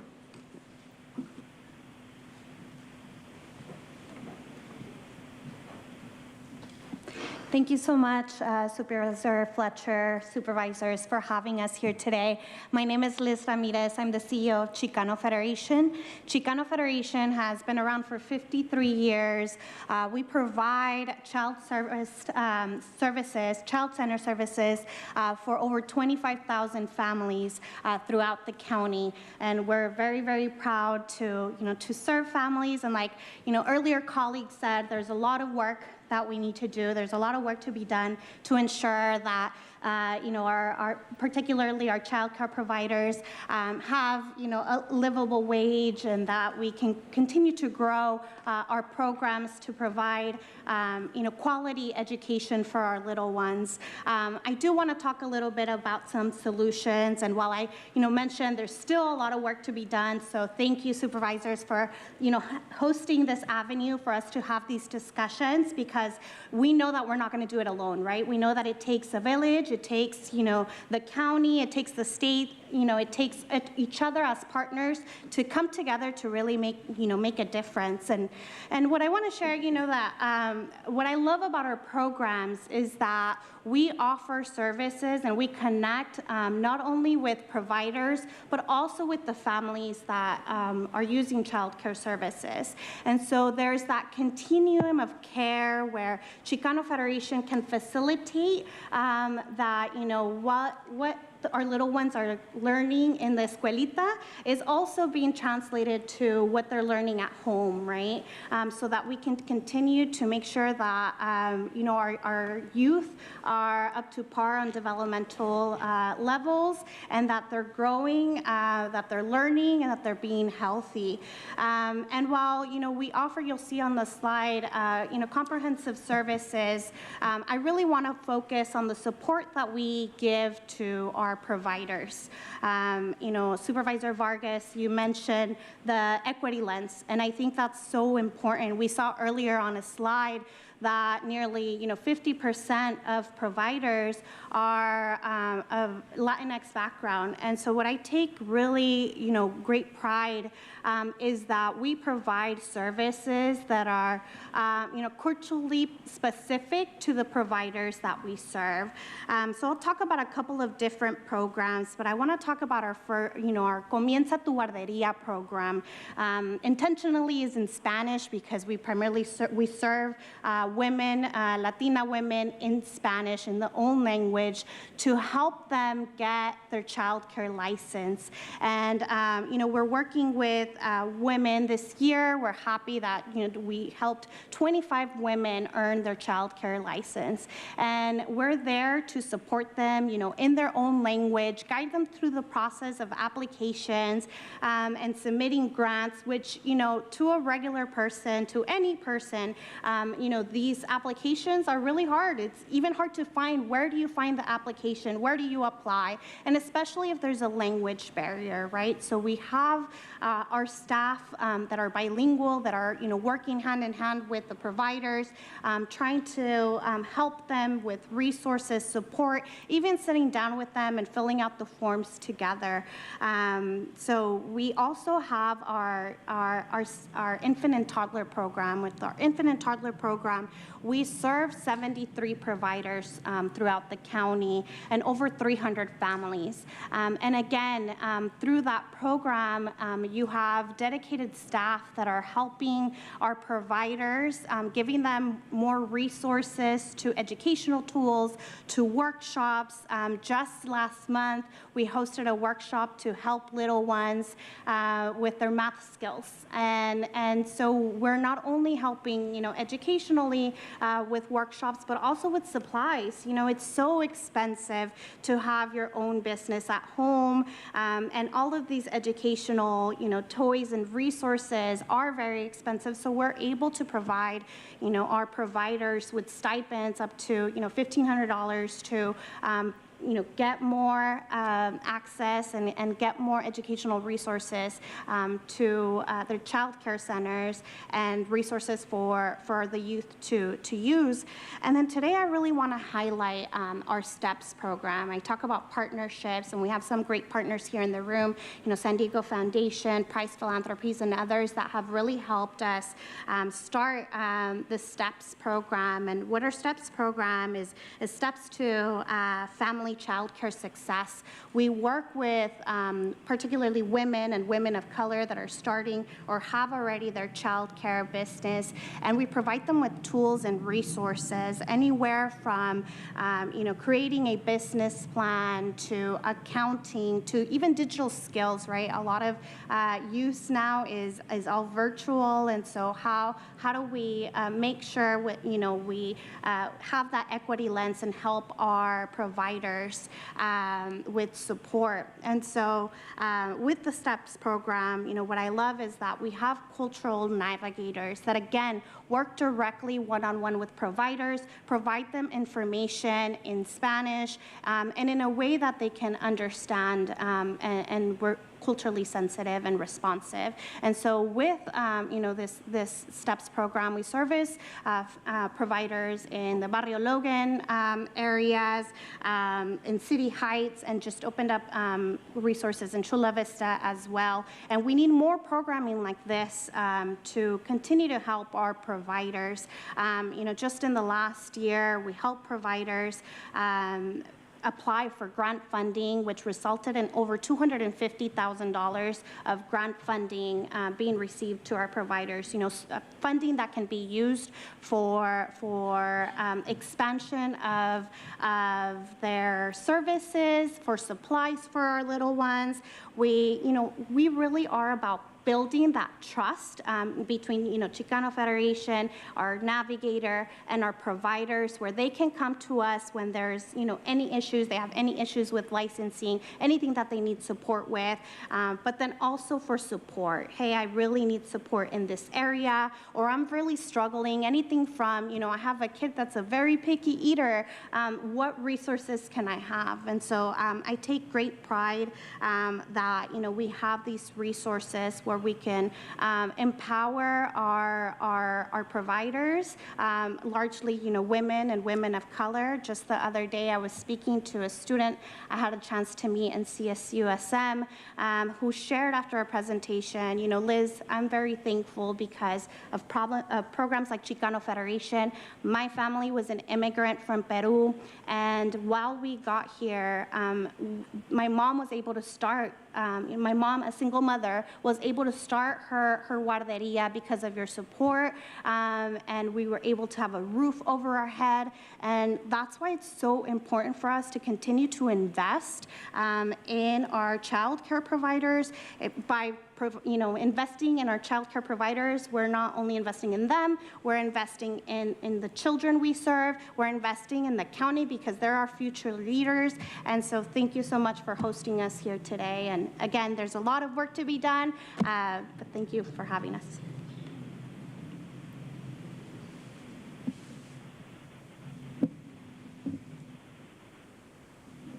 I think I'm on. Can you hear me? Thank you all for having me here today. It's an honor to be here, and it's exciting to see everybody here in this room that knows that there's childcare situation is dear, and we need to do something about it. So yeah, I'll kind of go into what we've been doing at Dr. Bronner's, but it's really exciting to see that we're looking at some solutions and looking at the various partnerships that we could probably foster soon, and really really move the needle on this topic. All right, so one of the things that we've done at Dr. Bronner's, so we're a manufacturing company, so as you can imagine, during the pandemic, manufacturing our soap and our hand sanitizers here in San Diego County, it was hard, you know, being able to keep up with the demand for everything that we needed to do during the pandemic. But We know that a lot has happened, and we knew that our employees needed some support. And what we've done is we've been surveying our employees to find out what their needs are. What are they needing? What do they want? What are some of the stressors that they're having? And one of the things that continued to come up was childcare. So we started our childcare program back in 2016. Initially, we had this idea of having it on site. So it's exciting to know that there's some resources out there that is a possibility. So that was our initial idea, was to have an on-site childcare. But with our growth, that wasn't feasible. So we moved to, all right, well, if we can't have it on site and support our employees, because we also have employees that start early, which goes back to the flexibility and being able to support staff and their childcare needs. We said, okay, well, that's not an option. Let's partner up with other childcare providers and see how can we still support our employees, because we knew that that was a stressor for our employees, that they wanted to have their children somewhere safe, because you're right, parents will do what they need to do if they need to come to work, and whether they leave them at home by themselves or they go to an unlicensed facility, that is a reality. So we said, you know what, let's create a program where we will pick up 50% of the cost of our childcare for our parents. Originally, it started with $5,000 a program back in 2016. We continue to survey our employees to find out what their needs were, what were their stressors. And that kind of goes back to when you're finding solutions, make sure you're reading what they're saying, what are they needing, and be able to pitch your ideas to the ownership. So we were able to go back and say, you know what, this program may cost us a couple $100,000. And we were okay with that because we knew that this was going to be an amazing program for our employees. So originally, we started with $5,000 in 2016. In 2019, we partnered up with Tutris, which we've talked about.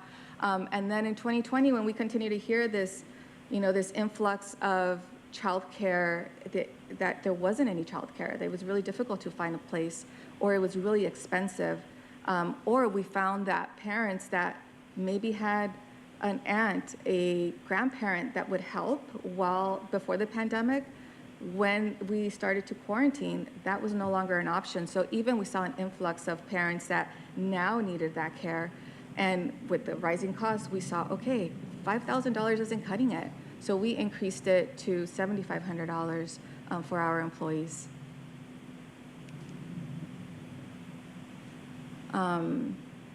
One of the major things that we've seen with this program in the last 5-6 years that we've had it, the recruiting advantage. I mean, I'm glad that that is something that employers are seeing and that our government is seeing, that this is a tool to help our recruiting efforts. Dr. Bronner's is an amazing company. We offer amazing benefits, but when you're able to also support the parents with childcare, that is something that they need, and you're able to pick up 50% of the cost and up to $7,500 a year, let me tell you, their ears perk up when parents have that type of price tag. So the recruiting component, with the market as tight as it is, this is a topic that our talent acquisition department really talks to our candidates about. The retention, we have very little turnover. I think the last, for 2021, I think it was at maybe 3%. And we are a manufacturing company, which that is unheard of. But because we offer this type of benefit, that has added to our retention piece. And something I keep saying over and over, this is a large price tag. I'm not going to lie, and I'll go over some numbers. But this type of investment, you're going to be able to invest back into your employees. And this is money that is already being spent. If most businesses look back at their models, and they're going to see the recruiting costs, the retention costs, you're spending hundreds, if not thousands of dollars per position to fill them. So that money is already being spent. So if you just allocate that money into the bucket of the benefit piece, you're going to see some major results because you're already paying for it with the absenteeism. When employees don't have childcare, they're not coming in. And you can count on that. They're going to want to make sure that their kids are okay. The turnover costs, and then the recruiting costs. So all of that money is already being spent. And I've talked to a lot of our partners, and I've said, look, let's take a deep dive of where your money is going, and let's see if this is a benefit that would benefit, or what would be, what is really the out-of-pocket cost of what you're already spending. So those are just some of the solutions that I would encourage some of our private businesses or even public business and our governments to really look at some of this cost and really look at these types of benefits, because it is something that is not going away. The childcare, we've been talking about it more and more during the pandemic, but this is not new. Parents that have had children know that this is a struggle that they've had. I have 3 daughters, and even 20 years ago, this was a topic that I had with my little one at the time. So the struggle's there, and it's not going to go away. Next slide. Oh, and that's it.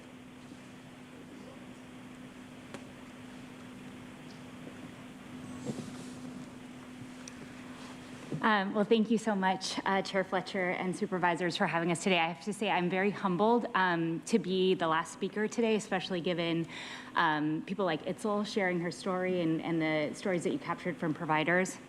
I want to acknowledge that in addition to being a representative from San Diego for Every Child, our countywide initiative focused on cutting the experience of child poverty across our region, for which childcare is a central pillar. I'm also speaking today as co-lead of the Children First Collective San Diego. We're a movement of organizations and individuals passionate about improving our local childcare ecosystem. And I want to thank my many colleagues from the Children First Collective, not only who provided their input on the solutions I'll be discussing today, but have helped me better understand the ins and outs of a very complex childcare system. Given that complexity, I would like to take a moment to reflect on the information that has been shared so far today. As a new mom of a 14-month-old, slide please, Juno, I hear those data points, and they are daunting, but they are also personal. There is a real family, a real child care provider, a real kid attached to every one of those numbers.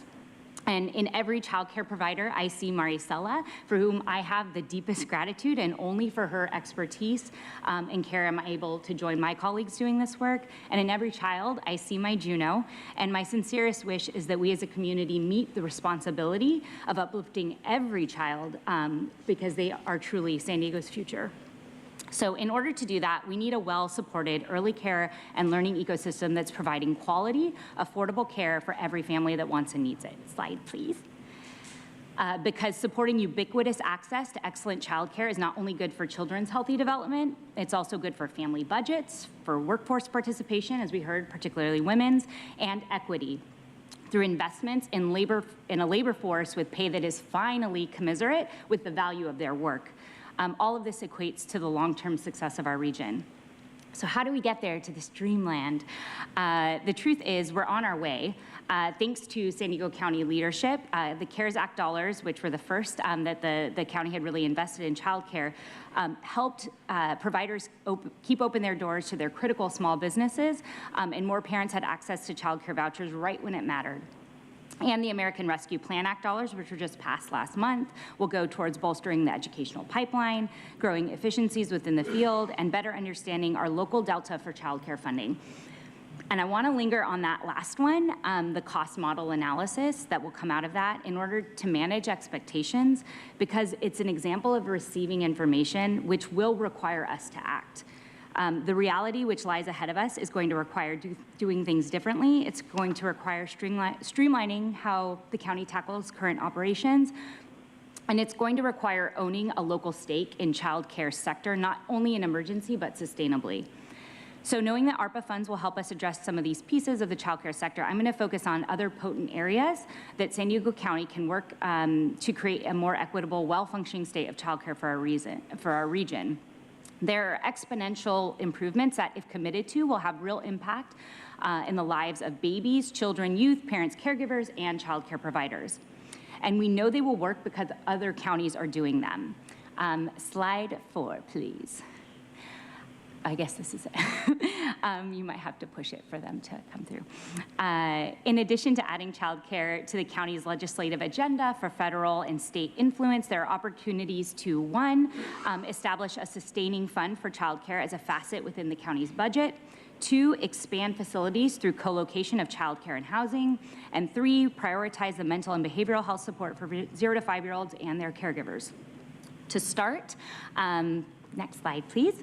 It's well past time, the County of San Diego, to establish its own sustaining contribution to the local childcare ecosystem. With the county's expansion of the Strengthening Families Department and dedication to prevention services for all, the child care system will hopefully have a better developed home in our county's local infrastructure, leveraging and building upon the already incredible work of First 5 San Diego. Funding, however, will then be needed to implement identified solutions for the child care crisis. King County, Multnomah County, and San Francisco all do this, and they do it well. And funding can be incremental, but without the mechanism at least started, it will be hard for the county to make good on its stated commitment to child care. What's more is that we can be smart about how and where this fund goes. We know that we can help use it to fill gaps left by state and federal government. We know that family childcare, as we talked about today, small businesses were hit particularly hard by the pandemic and are still struggling to recover, all the while being critically important for the families who rely on them for things like atypical hours, for culturally compatible care, and home setting for infants and toddlers, in which their early years are unparalleled in terms of the importance for brain development. And speaking of infants and toddlers, with the implementation of universal transitional kindergarten, now also part of the child care ecosystem, a local dedicated fund can help ensure that the impacted child care providers stay afloat. As families leave child care centers and family care homes for free UTK, which is part day typically, the children served by these centers and homes will become younger age on average, meaning increased cost for providers because of lower teacher to child ratios. These increased costs will be passed on to parents in some cases, but more often will mean closures and more strain for the providers that do remain open. A targeted local fund starting with support for family child care small businesses and augmenting resources for infant and toddler care would be a monumental step in the right direction. Next slide, please. Second, co-location. This is by no means a new idea, and if anything, it's a concept largely uplifted as a solution in the fight against climate change. Simply put, it's making the necessary adjustments and changes to prioritize the build-out of childcare within new or renovated housing, including affordable housing and transit-oriented housing. It can be ground-level build-out, accommodating a childcare center, or even the thoughtful build-out of units for in-home family childcare. Both of these solutions not only help address our family child care facility crisis, but also reduce greenhouse gas emissions by helping to eliminate the child care commute. Centers and family child care can serve not only residents within the affordable housing, but also the surrounding community. So what does this look like in terms of San Diego County's role? It requires a county sending a message through things like NOFAs or other project announcements that child care is a priority for selection criteria. An example is the new housing development in Grantville. And like municipalities in Santa Clara County, it can include monetary incentives, but we also know from developers that time is money, so perhaps even more enticing is simply a review of current processes for efficiencies that can be made within existing workflow to expedite the review of permits of developers who've chosen to include childcare in their plans. And finally, the last recommended solution, next slide please, is an express focus on the mental and behavioral health of 0 to 5-year-olds and their caregivers. With significant pending dollars through avenues like the Mental Health Services Act, the county can help bring down year-long wait times for critical services to this age range and their support services. One might ask the relevance of this for childcare, but the reality is that caring for a child in need of timely mental and behavioral health support becomes exponentially difficult if that child is not getting the services they require.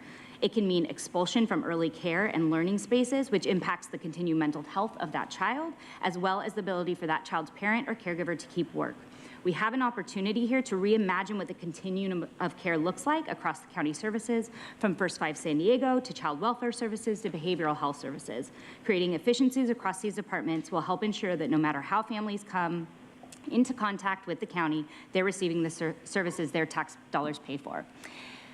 Last slide.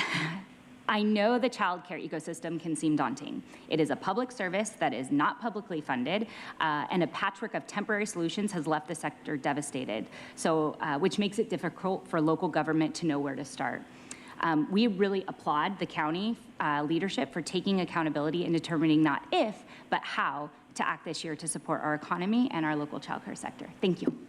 Thank you so much. Thank you all of you. Wonderful presentation. You're right. I mean, that's really why we're here. There is a patchwork. It's a patchwork of kind of a little of this and that here and there, and really trying to figure out, how do you tackle it? I think those are some great ideas and solutions. Can someone walk me through the TK transition, like how that's going, how that works, like what's pros, cons, what works, what doesn't work? Because I get it, but I don't have a full sense of like how it's rolling out and happening. Okay, sure, I'm happy to. So, I mean, broad strokes, it's the right direction, right? We want to see large-scale public investment in early education, quality early education. With that said, implementation matters. And so not only, and in kind of thinking through how it rolled out, I think what we're seeing is some real struggles, not only within the school districts that are trying now to find the workforce that's prepared for 4-year-olds who may or may not have the same potty training as a 5-year-old. So like logistics like that, tiny toilets, down to the actual mixed delivery system, which a good way of kind of explaining it is that 4-year-olds they cost less for, like, say, a family child care provider to care for because the child to parent ratio or the child to provider ratio is lower.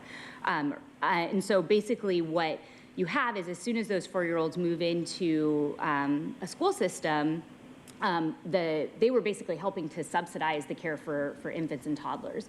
And so I think what you're seeing is if we don't see, for example, state investment in the mixed delivery system to support the other parts of the child care system, and it's only really supporting that TK, which I mentioned is oftentimes only half day.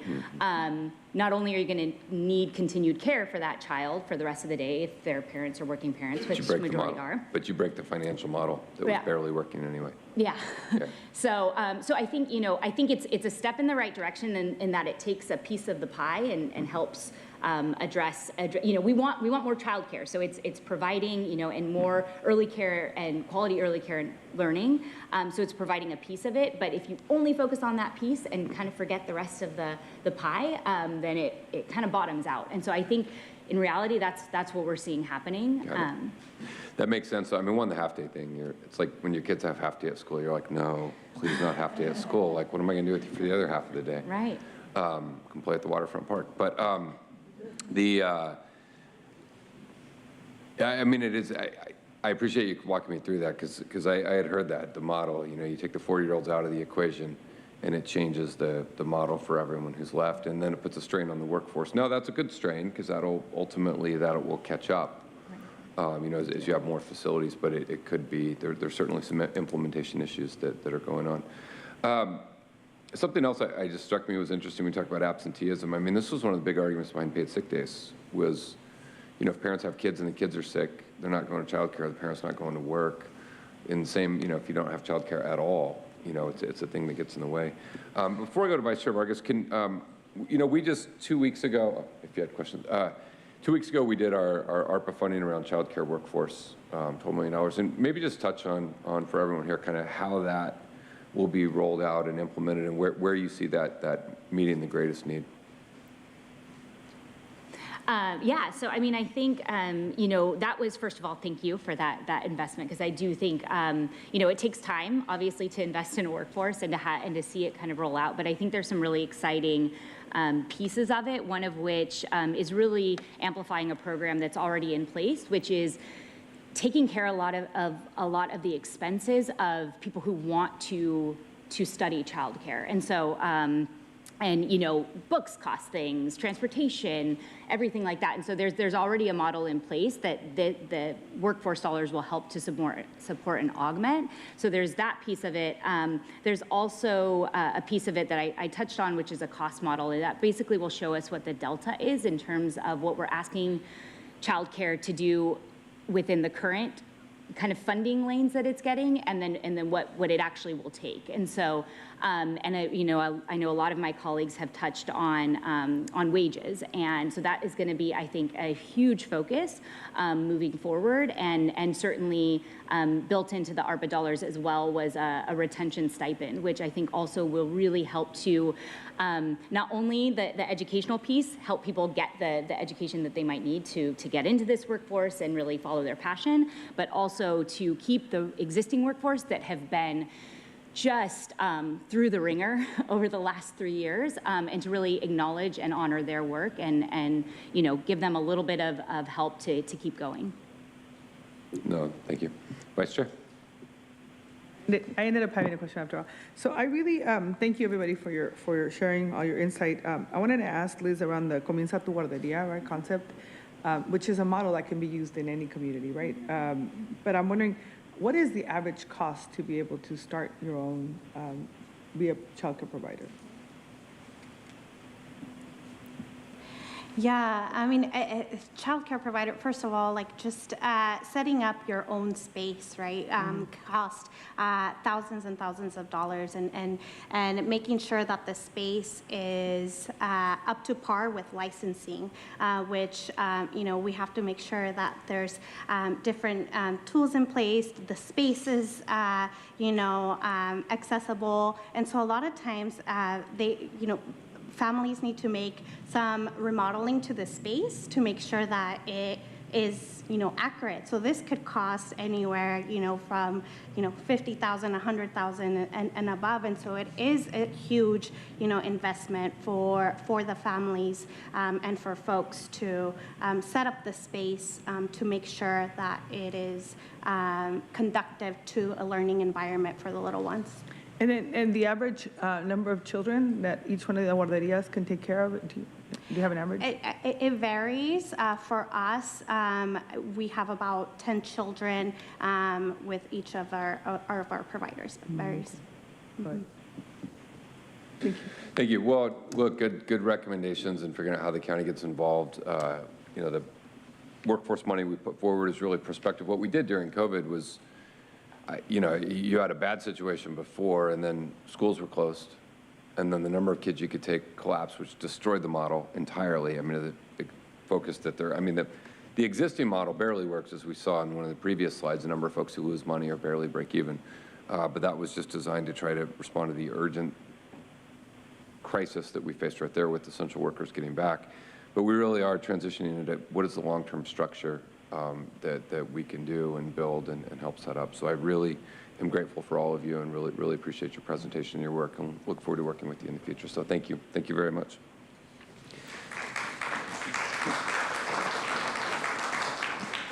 Next, Representative Sarah Jacobs wasn't able to be here, but she's been a good partner with the county in helping, and I believe we have a video message from a member of Congress, Sarah Jacobs. So let's play that now. Hi, everyone. Thank you to Supervisor Fletcher for convening this important conference and bringing together so many friends and partners to talk about what I think is one of the most important problems we need to solve. It probably won't surprise you all that one of the top concerns I hear from San Diego families is the high cost of childcare. We all know that childcare here in San Diego is too expensive, with many families paying more than 40% of their income on childcare. And that's only if you're lucky enough to find a spot, considering there are 4,000-person childcare waitlists. This is unacceptable and frankly bad for the future of the San Diego economy. Because childcare is a great investment by every measure. It's key to improved health, education, and career outcomes for kids. It's also great for parents and supports their mental health, boosts productivity, and leaves more money in their pockets for other expenses. It's good for childcare providers who are overwhelmingly women and women of color. And investing in childcare is the fiscally responsible thing to do. We save $6 for every $1 we invest in quality early childhood programs. All of these reasons are why addressing the childcare crisis has been a major focus of my career and my work in Congress. I pushed hard to include childcare in the Build Back Better Act and later in the reconciliation package. And I know we were all disappointed that childcare wasn't in the final package, but the fight isn't over. And I know that working together, we'll be able to get the federal investment in childcare that we know we all need. Earlier this term, I introduced the Universal Child Care and Early Learning Act with Senator Warren.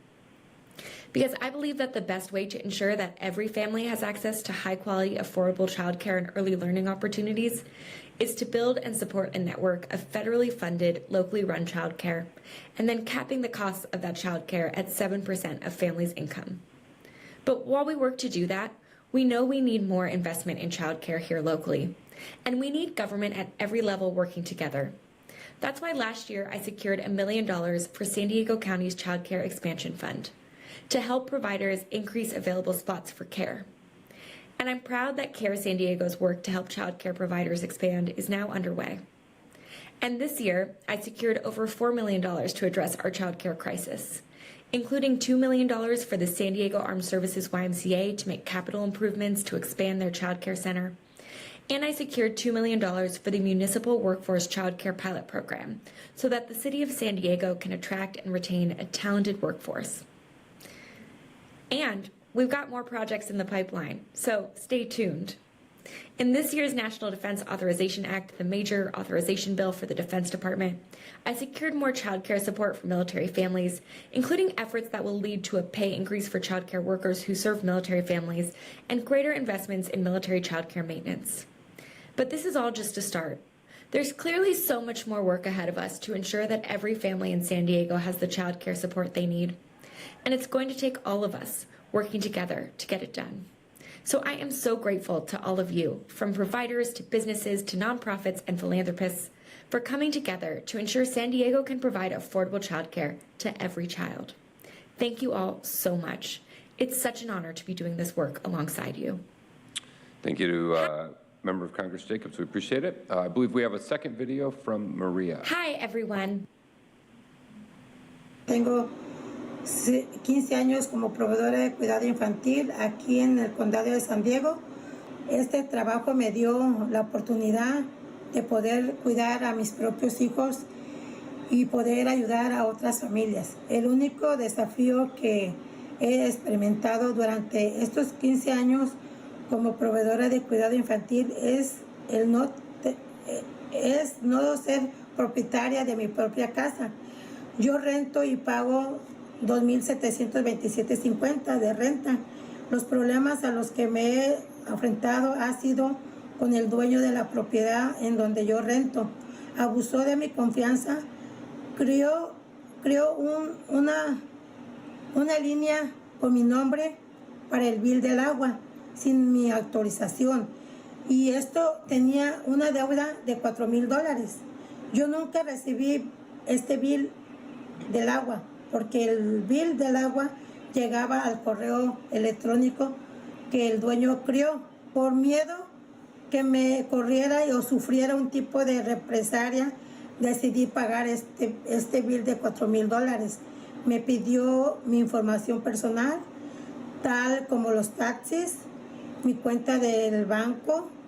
Yo no le di información personal al dueño. Se molestó y me dijo que tenía 30 días para salirme.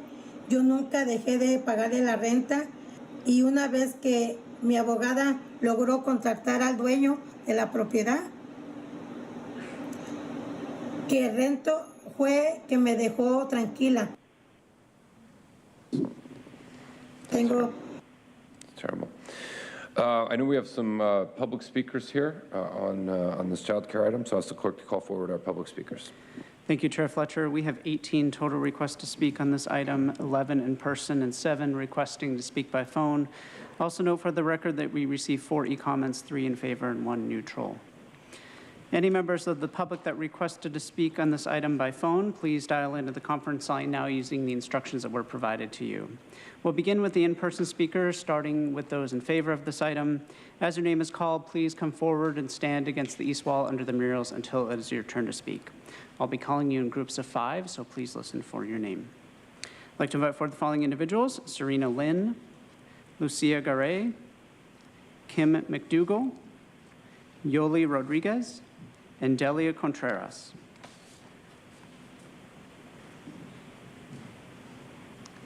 You'll have 2 minutes to address the board, and I'll ask you to please state your name for the audio record. Hi, can you hear me?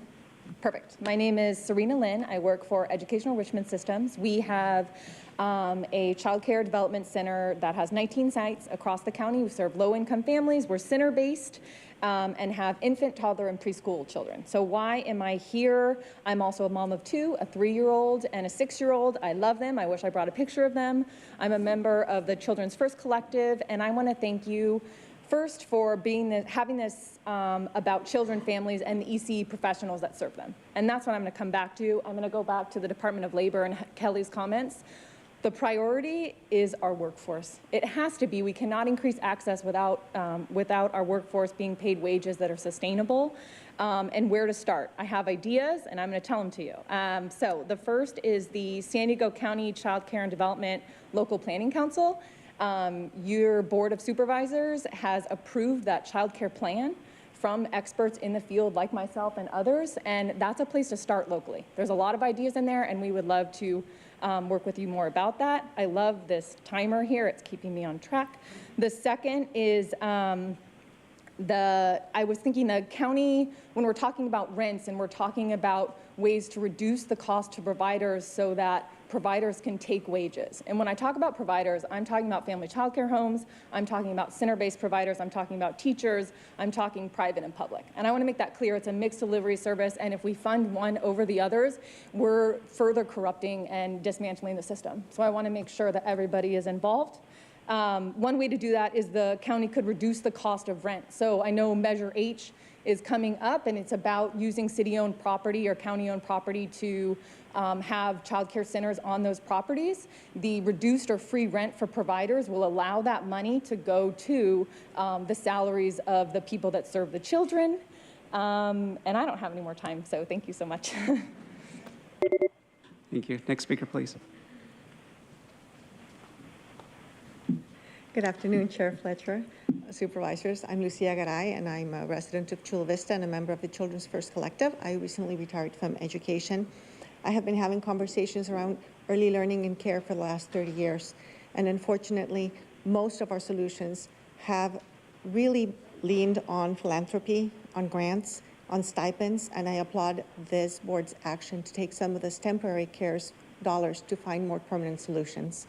And fixing the system does require action, as Aaron was saying. I'm not going to go back and quote all of the different figures that were shared from Department of Labor, but I think it's just very compelling that we have $16 an hour wages in childcare as an average when we have fast food workers making more, where we have a minimum. And I really do call for some local action to establish a compensation, wage, and standard for San Diego County within the child care and early education industry. It is vital. Our children need it. Supervisor Fletcher, as you said, if childcare is unaffordable, something will be found. And the children who most need high quality care, coming from an educator's perspective, are not going to be able to obtain it. And so we need to not only have care, but we need to have quality care. And in order to do that, those providers need to have continuing education.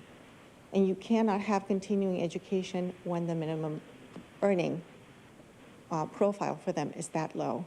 So once we have those rates established locally, then we can really work on aligning that true cost of childcare in our county. And once we have the true cost, then come all of those other funds to see what that delta would be. But we really do need to start with the wages of a workforce that's expected to have continuous growth in education for the benefit of our children's brains development. Thank you. As the next speaker is coming forward, I'd like to invite the remaining speakers in favor: Jeff McAdam, Carl Kim, and Vera White. Great, thank you. My name is Kim McDougall, and I'm the Vice President of Social Services for the YMCA of San Diego County. I just want to give you a huge, huge thank you for making this a possibility. This has really been a dream for us childcare advocates to have this dedicated space at our county to talk about childcare solutions, and so this is really an historic moment, so thank you so much. We are the state-funded childcare resource and referral for the County of San Diego, which means we're uniquely connected to all licensed and license-exempt providers throughout the County of San Diego, and it's our job to help connect families to childcare. We know that from all of the excellent speakers prior, we know that really the only solution to this crisis is more money into the system. The economics of childcare is completely broken, and the only solution to fix it is more dollars coming in to fuel the system. I think we have a really incredible opportunity to think about how we come together locally. We can't wait for the feds anymore. We can't wait for the state anymore. We need to figure this out at our level. And we've seen San Francisco do this. I think we can do this here too. Really thinking about how we rally around some kind of dedicated funding stream for childcare where we can provide a living wage for our childcare providers. There are multiple models that we can follow, and we're ready to engage in that learning and thinking process with you. We're also doing some innovative things to bring more money into the system via supporting employers with childcare, as you heard earlier. We have an innovative partnership with the Department of Labor where when families and workers are accessing workforce dollars, they're also getting a childcare stipend so they can fully engage in those services. We're working with child welfare locally and at the state level so that when families are engaging in unfortunately, the foster care system, they also can access a child care voucher, so they have that child care stability while they're involved in the child welfare system. So how do we think systemically like this? And next, how do we think about housing? When we're providing a housing voucher for a family, we know they're more than likely going to have a child care need. How do we pair these supports for families in a holistic way? Thank you. Next speaker, please. Dice su nombre, yo voy a ser el intérprete, ¿está bien? Okay. Buenas tardes, mi nombre es Jolie Rodríguez. Okay, good afternoon. My name is Jolie Rodríguez. Jolie Rodríguez. Del grupo Esmera. The name of the group is Esmera. Trabajamos con grupos de padres de mi comunidad en City Heights. What we do is we work with parents of our community of City Heights. Detectamos condiciones de salud mental y conductual en estudiantes. What we do is we detect mental conditions of the students. Para evitar suicidios, involucramiento de drogas, gangas. Okay, and what we do this for is in order to avoid any type of suicide or, drugs or to become members of, or that they don't become gang members. Y es ridículo que el costo por el cuidado de niños sea de $12.50. It seems to me that it is ridiculous that the cost, for child care is $12.50. No es justo que trabajen tanto por esta cantidad. I don't think that it's fair that they work so much for this amount. Necesitamos un aumento por lo menos de $25 la hora. We need an increase, at least $25 an hour. El cuidado de niños es sumamente importante. Child care is very important. Para que los padres puedan seguir preparándose y aprendiendo del sistema de educación. So that way the parents can go ahead and continue to better themselves and learn about the, education system. Para tener una comunidad sana y saludable. In order to have a healthy community. Y sería grandioso tener un apoyo para poder tener cuidado de niños óptimo. It would be so wonderful if we could have that support of optimal child care. Si luchamos por nuestra comunidad, que es de bajos recursos en City Heights, if we were to fight, for a community which is low income, this is in City Heights. ¿Cómo es que ofrecemos un incentivo de cuidado de niños a bajo costo? Why is it that we're having an incentive of child care that is low cost? Necesitamos un aumento a los cuidadores de niños. We need to have an increase on salary for the child care workers. Es fundamental tener a las cuidadoras de niños. It is so fundamental to have child care workers. Ellas también necesitan recursos para seguir aprendiendo y preparándose. And because they also need resources in order to continue learning and to continue to prepare themselves. Necesitan pagar gasolina, necesitan ir a sus lugares de trabajo en transporte público. They need, to pay for their gas. They need to go ahead and get to their jobs, through public transportation. Hay que tener empatía y respeto por nuestras cuidadoras de niños. We have to have empathy. We have to go ahead and respect our child care workers. Es un gran reto que los grupos comunitarios es importante tener ese recurso. It is a challenge, for people to have that resource. De cuidadores infantiles preparados. Especially the child care workers that have the credentials. Ellos tienen que cuidar a nuestros niños como nosotros, como padres. They have to take care of our kids like we do, the parents. Necesitan también seguirse preparando. And they do need to continue to prepare themselves. ¿Cómo lo van a hacer si tienen un salario mínimo? And how are they going to do that when they have Menos que el mínimo. minimum wage, less than minimum wage? Necesitamos tener un poco de empatía. We need to have empathy, a little bit of empathy. Y como digo, mucho respeto por nuestros cuidadores de niños. And like I said before, we need to have a lot of respect for our child care workers.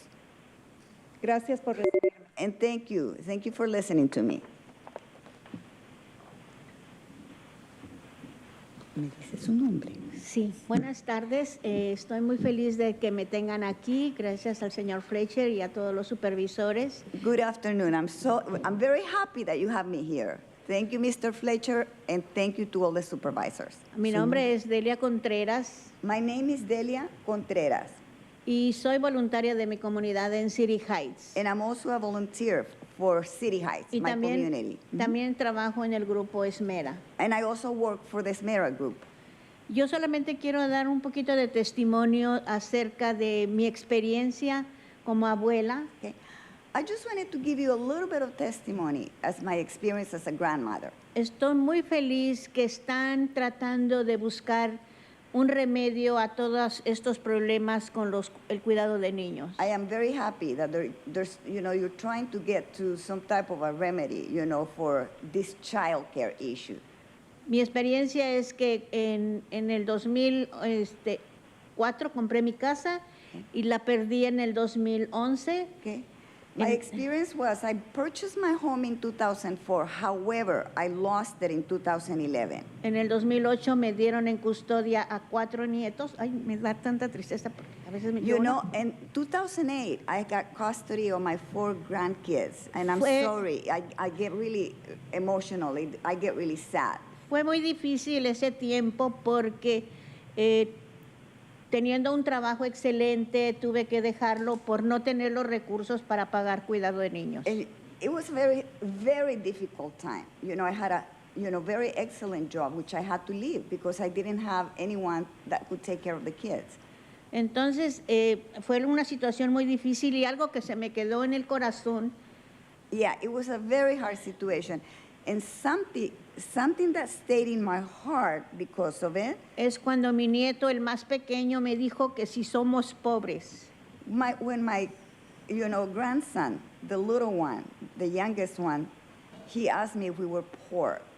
Porque no íbamos a ningún lado, no íbamos, ni siquiera teníamos para el camión. Okay, we were not going anywhere. We couldn't go anywhere. We didn't even have any money for the bus. Y le dije que no. Le dije, no somos pobres, pues no teníamos suficiente comida, no teníamos recursos para nada, para pasear, para comer, lo más necesario solamente. Yeah, and I said no. However, we had no money for food, no resources, not going on trips. Nunca nos faltó para frijoles y papas. We were barely making it. However, we always had enough for beans and potatoes. So, ahora estoy muy feliz porque él es Marine, ahora, el más chiquito, el que me preguntó si éramos pobres. I'm very happy now because the youngest one, the little one, he's in the Marines, and, I'm very happy because of that. Pero fueron tiempos muy difíciles, ¿verdad? Entonces, mi experiencia es esta. Espero que sí se encuentren esos recursos para buscar esa solución para todos ese cuidado de niños. Okay. He's the one that I would tell him that we were not poor, but it was a very hard situation, so I hope we come to a solution.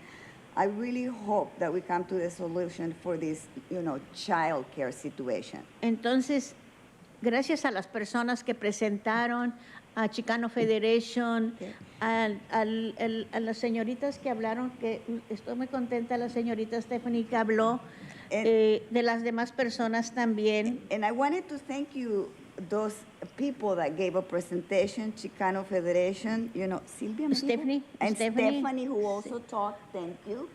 Y espero que sí se encuentren esos recursos para ayudar a familias como yo, que no tengan esa experiencia de perder su casa por no tener los recursos, por dejar un trabajo, por no tener para cuidado de niños. I hope they do have the resources and that they help families like the one that I had, that I lost my home, you know, because I had to leave my job and because I didn't have any resources for childcare. Thank you so much. Thank you. Okay. Gracias, señora.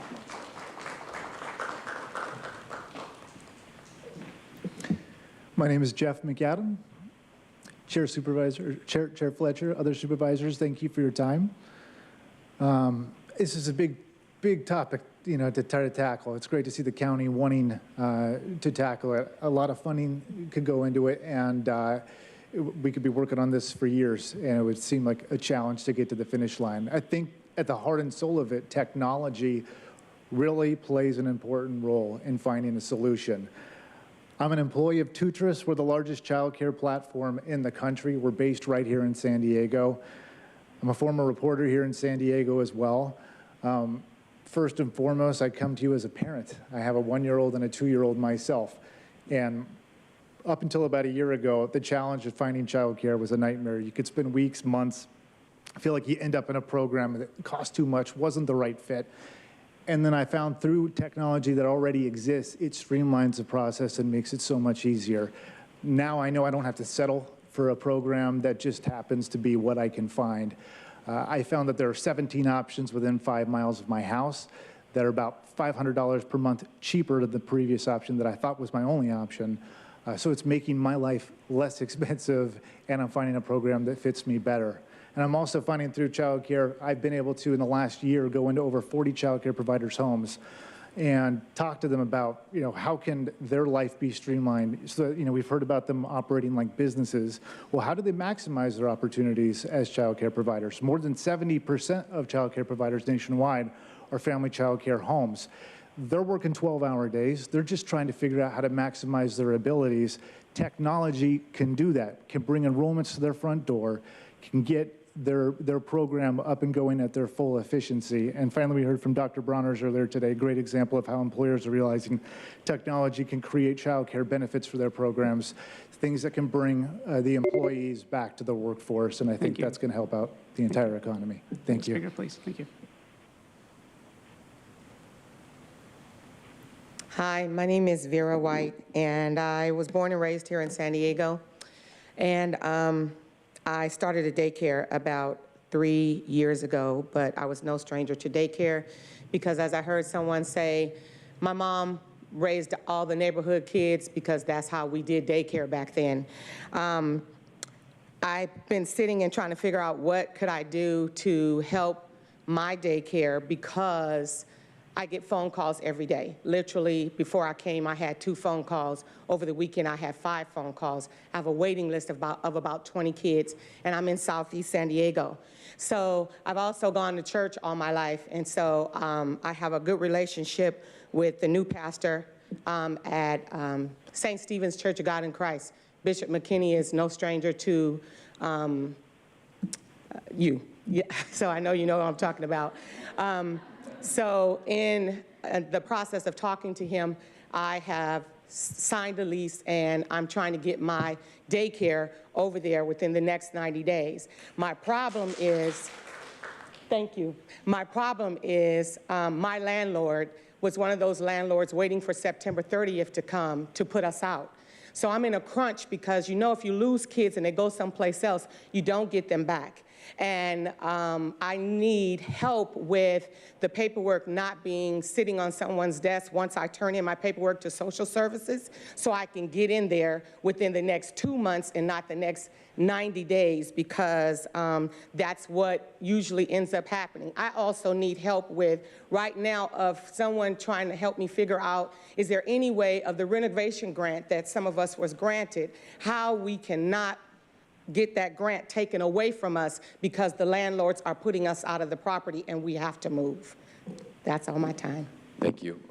Emily is going to want to talk to you. Ma'am? Ma'am? Hey, hold on. Remember me? Yeah, here.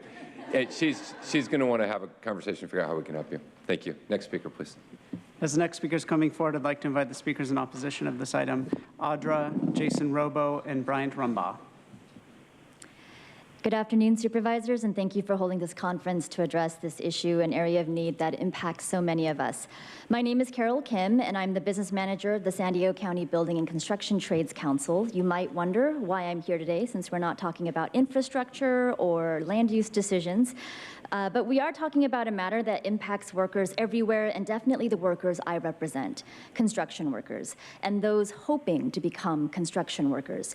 Union construction careers are incredible opportunities by which workers can earn a family-sustaining wage, complete with full family health care benefits and retirement. However, these opportunities are closed off to so many who are single parents or low-income families who struggle to find and afford child care.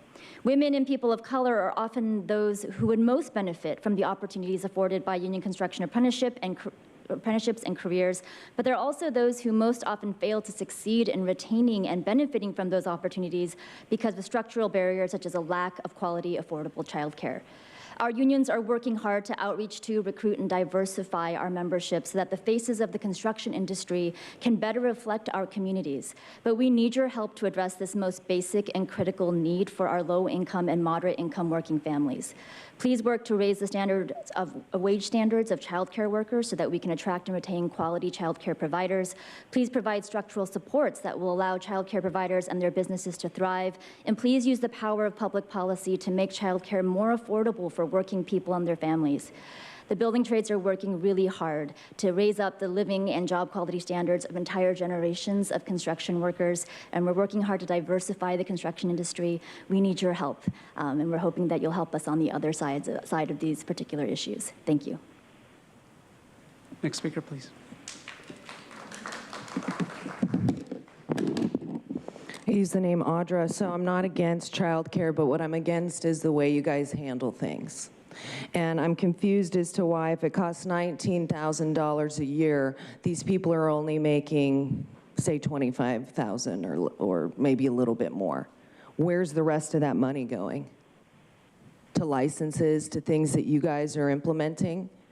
Because if you want people also to have employers pay half of that, the $19,000, I mean, they're already struggling to make it from the pandemic and what you guys have done. They're losing their jobs, their businesses, and there's no way that they're going to be able to pay $9.5 thousand per kid, per employee, per year.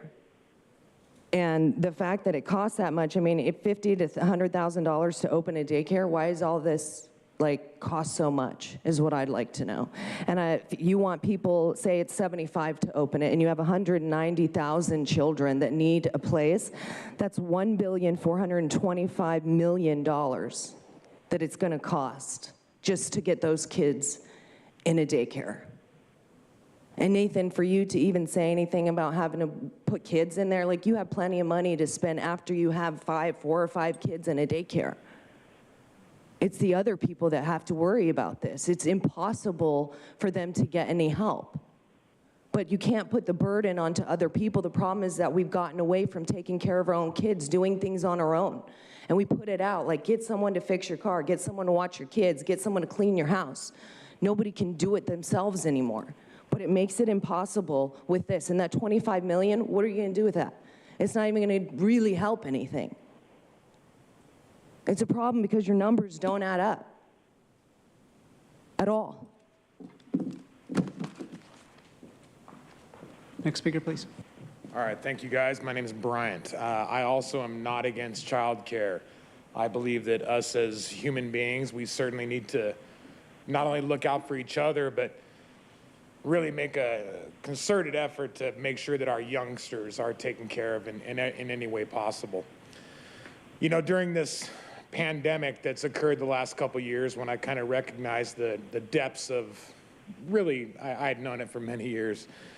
You know, I engaged in a lot of conversations with people, random conversations, Home Depot, wherever. Talked to a lot of, let's just say younger kids, 30 years old. A lot of them are at the point where they're not even saying that they're going to bring kids into this world. And my question to all of us, how is it that we can sustain? We hear that word a lot in this group, in this chamber. When we continue this trajectory The only way that we're going to be going is, you know, the way of the dodo bird, I guess, okay? When I am listening to that one woman who had the first translator, you know, she was, I was listening about, it was once again reverted to housing, how she can't afford to earn a living here. We don't want our kids being taken care of by somebody who's just going to put a DVD in or a Disney tape, okay? We need to have a sense of community, and that's got nothing to do with communism. A lot of people get those words mistaken. I do not. But we need to learn how to take care of each other. We need to learn how to be responsible. And that's about all I had to say about it. Sourcing of funding, it's the same rigmarole, time and time and time and time again. That's what I've noticed. So, all right, thank you. Now hear from those that requested to speak by phone. When it is your turn to speak, you will be unmuted and you will hear a recording that will tell you to begin your comments after the beep. I'd remind the callers that they should mute their TV or live video stream before they begin speaking. We'll start with our first caller.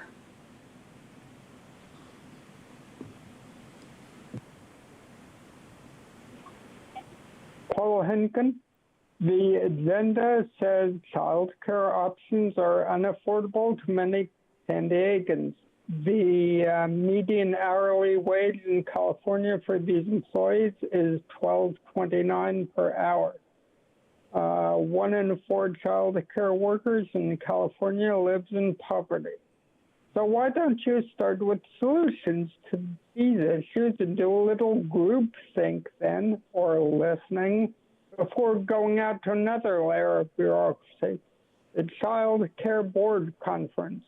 These boards often are staffed by professionals, and some people are intimidated by speaking in front of one, even if the professional is wrong.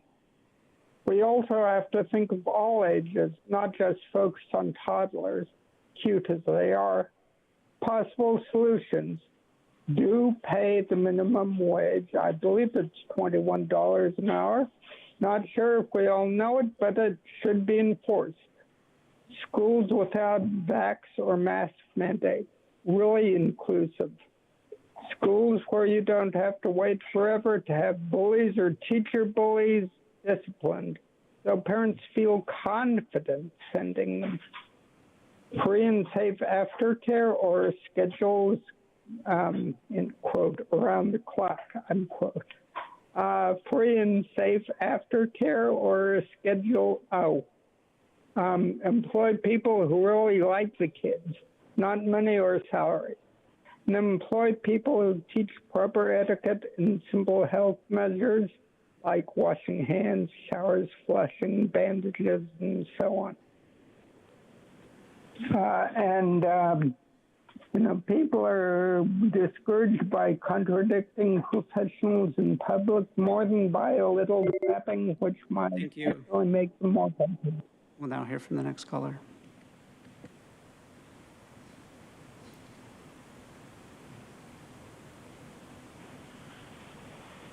Consuelo. Sure, Nathan, blame the market for the problem. Just to have government step in to once again appear as the heroes. Give me a break. Who's doing the real exploiting? It's the government. Wake up. They are not the choir you should be preaching to. They are government. You were laughing earlier about the funding. It's not a laughing matter, Nathan. Can't you find the funds from the COVID emergency funding cash cow you keep on milking? Let's go through the motions and ask the questions, the whole dog and pony show. He acts like he cares every meeting, and he genuinely doesn't. The federal government has absolutely no business of any kind in dealing with our children. No, thank you. Unfortunately, purposely, recovery of COVID will never happen due to how these politicians handled COVID with their policies and greed. But they sure do love to appear to be the heroes just to cover their purposeful mishandlings. The demographic they pander to are the ones not paying attention to the pattern of their actions. It's most definitely apparent today in the chambers. Parents should be Parents want to raise their own children. Luckily, many parents are waking up to the reality that they are working just to pay for someone else to raise their children. Everything that was said at the podium today, these people's words, unfortunately, I'm sure they'll pass whatever it is y'all are asking for because they have their hands in it. But y'all need to wake up and know that it's up to each and every one of you, not government, come in and say that's why the problem is the way it is, because people aren't paying attention to everything they do. It is purposefully set up this way. The decline of the family, the middle class, the hardworking people, where is it? Thank you. We'll now hear from the next caller.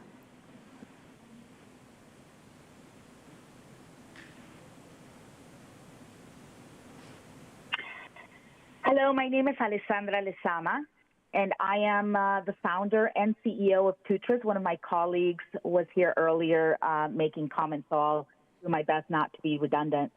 I'm an immigrant, single mom, this incredible country chasing the dream, and I can tell you that over the course of the last 24 years, I've worked really, really hard to make ends meet, and I've been lucky to reach that dream. I, as a single mom, had to rely on childcare to work myself from the sales floor up to the CEO role and to the board. And once I got to the board, one of the most important initiatives for me was to pay it forward and offer childcare to my staff, knowing how important it was for me to make it. And it was really hard. As a CEO, there are a lot of barriers that business folks have. And so when I founded Tutras as a mission-driven organization whose mission is to create a world where every human can reach their maximum potential to live more meaningful and abundant and equitable lives, what is imperative is to recognize that this is the seven-headed monster. Nothing has changed in over 2 decades. My kid is 22, and the child care system has been broken for 2 decades. So I'm grateful, and I applaud the San Diego County Board of Supervisors for percolating this such important topic to the conversation. I echo everything said by the panelists, the San Diego Foundation, the San Diego Chamber of Commerce, Chicano Federation, the San Diego For Every Child, and UTW, because it's all accurate. But at the same time, to move the needle, we need to do things different. We need to think outside of the box. And I would encourage the board to think about ways in which you can incorporate initiatives with private, public. Thank you. Now hear from the final caller.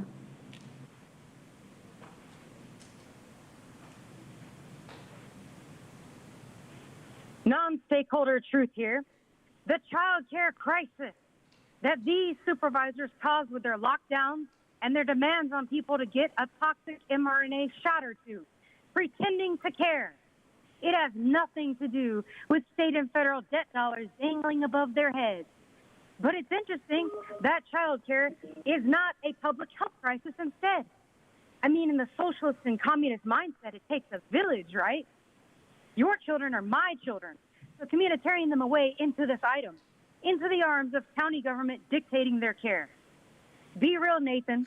Potential solutions means looking for whatever predetermined so-called solutions the federal government is offering ARPA funding for.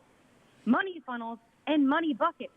Joel knows. Absolutely. I'm always eager to look for free money. Is it a money tree in your backyard, Joel? Or did you buy a printer from the Federal Reserve? More children being thrown into government-funded and controlled programs means more taxes, just like the presentation said. As far as the Child Care Board Conference, this biased board will consist of people from organizations such as One World Pushers Dr. Bronner's brand, the San Diego Foundation, which received $200,000 from these supervisors in April, and the United Domestic Works, who've received $125,000 from these supervisors in less than 1 month. Bought-off stakeholders is what most of that sounds like. And I don't think anyone believes that any of you supervisors or Sarah Jacobs actually cares about children when you push the murder of babies via abortion. Don't kid yourself. And you still need to grow up, Nathan. You belong in one of these child care programs with your crybaby behavior. Thank you. And Chair Fletcher, that concludes public comment on this item. Thank you. Thank you to everyone who participated today. It's exceedingly rare as a board that we can devote a significant chunk of time to one issue and to really dive into it and spend the time to kind of work through it. There's so many issues as an entity our size that we deal with on a regular basis, and I think it was appropriate and really important for us to have a special board conference on this topic, given how significant it is and how significant the impact is. And so I really appreciate tremendously everyone who participated, who helped, everyone who works in this field on a daily basis. And, you know, we know it's a parent issue, and we've heard from parents, and everyone who's been a parent understands how much it is. We know it's a worker issue, making sure our workers are paid fairly and treated right. We've heard it's a business issue and an economic issue. And at the end of the day, we always remember it's about kids. It's an issue for kids. How do they have a good, healthy environment to give them an opportunity to have a successful life? And, you know, we work on these issues a lot around kids. I'm honored to be the chair of the First Five Commission. I appreciate Alethea here today, does tremendous work. We do a lot of work around our child welfare system. I know Dr. Giardino is here, and appreciate all of that work and tackling the challenges of adverse childhood experiences and giving every kid an opportunity for success.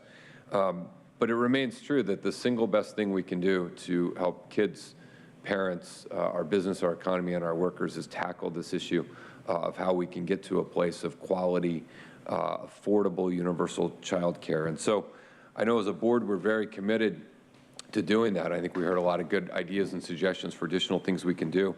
It also strikes me that investing some time and attention in really developing that child care blueprint for San Diego County is going to be vital.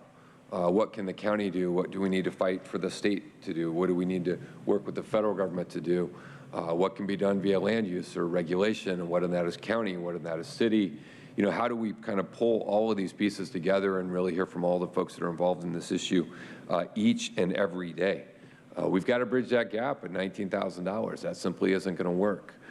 We know it's more sites open and available. We know there needs to be a focus on all-day care. There have to be options for 24/7 care. We've got to incorporate it into employment bases or centers when possible. Looking at I thought it was a great suggestion around working with faith-based communities who have significant footprints and often tend to be underutilized during the week. So there's a lot there, and I'm going to go to my colleagues for a chance, but I'd like to make a motion to approve the recommendations included in this board letter today with a specific focus on developing a child care blueprint for San Diego County within the next 6 months to really build upon everything that we've heard today and help provide that roadmap, not just for county government, but really working to tie all of these pieces together. And so I'd be happy to make a motion. Thank you, Vice Chair Vargas, for the second. And we will go now to Supervisor Desmond.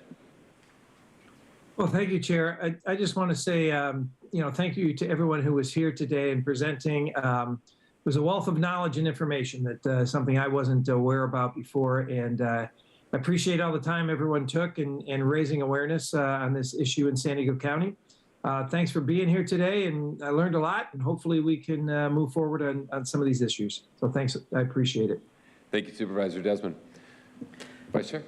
Thank you, Chair, and I really appreciate everybody, all of your time, your dedication, your commitment to our children, and really, I think it's our role to make sure that we figure out a way for government to work for all of us, not just some. And so it's not just a slogan, but it's really the truth about how we are supposed to be doing this work in partnership. So I'm really excited and thrilled to be able to advocate at the federal, state level as well to get additional resources. And more importantly, I think really the power of really making sure that childcare is everyone's responsibility, not just women. And it's all of our responsibilities as communities, and we often use the word, the saying, it takes a village, but this really is about the future and the present of our communities. And so I am really looking forward to the work that we can do together as we're moving forward. So again, thank you for your time, your recommendations, and looking forward to working with all of you. We have a motion by myself, second by Vice Chair Vargas. Let me ask the clerk to please call the roll. Thank you. Supervisor Anderson. Aye. Supervisor Desmond. Aye. Vice Chair Vargas. Vargas, aye. Chair Fletcher. Fletcher, aye. That motion passes unanimously with all supervisors who are present voting aye. Really appreciate everyone being here today. You have exactly 1 hour to get where you're going before the Padre game starts, so please drive careful. And with that, we stand adjourned. The next regular meeting of the board will take place on Tuesday, October 25th, 2022.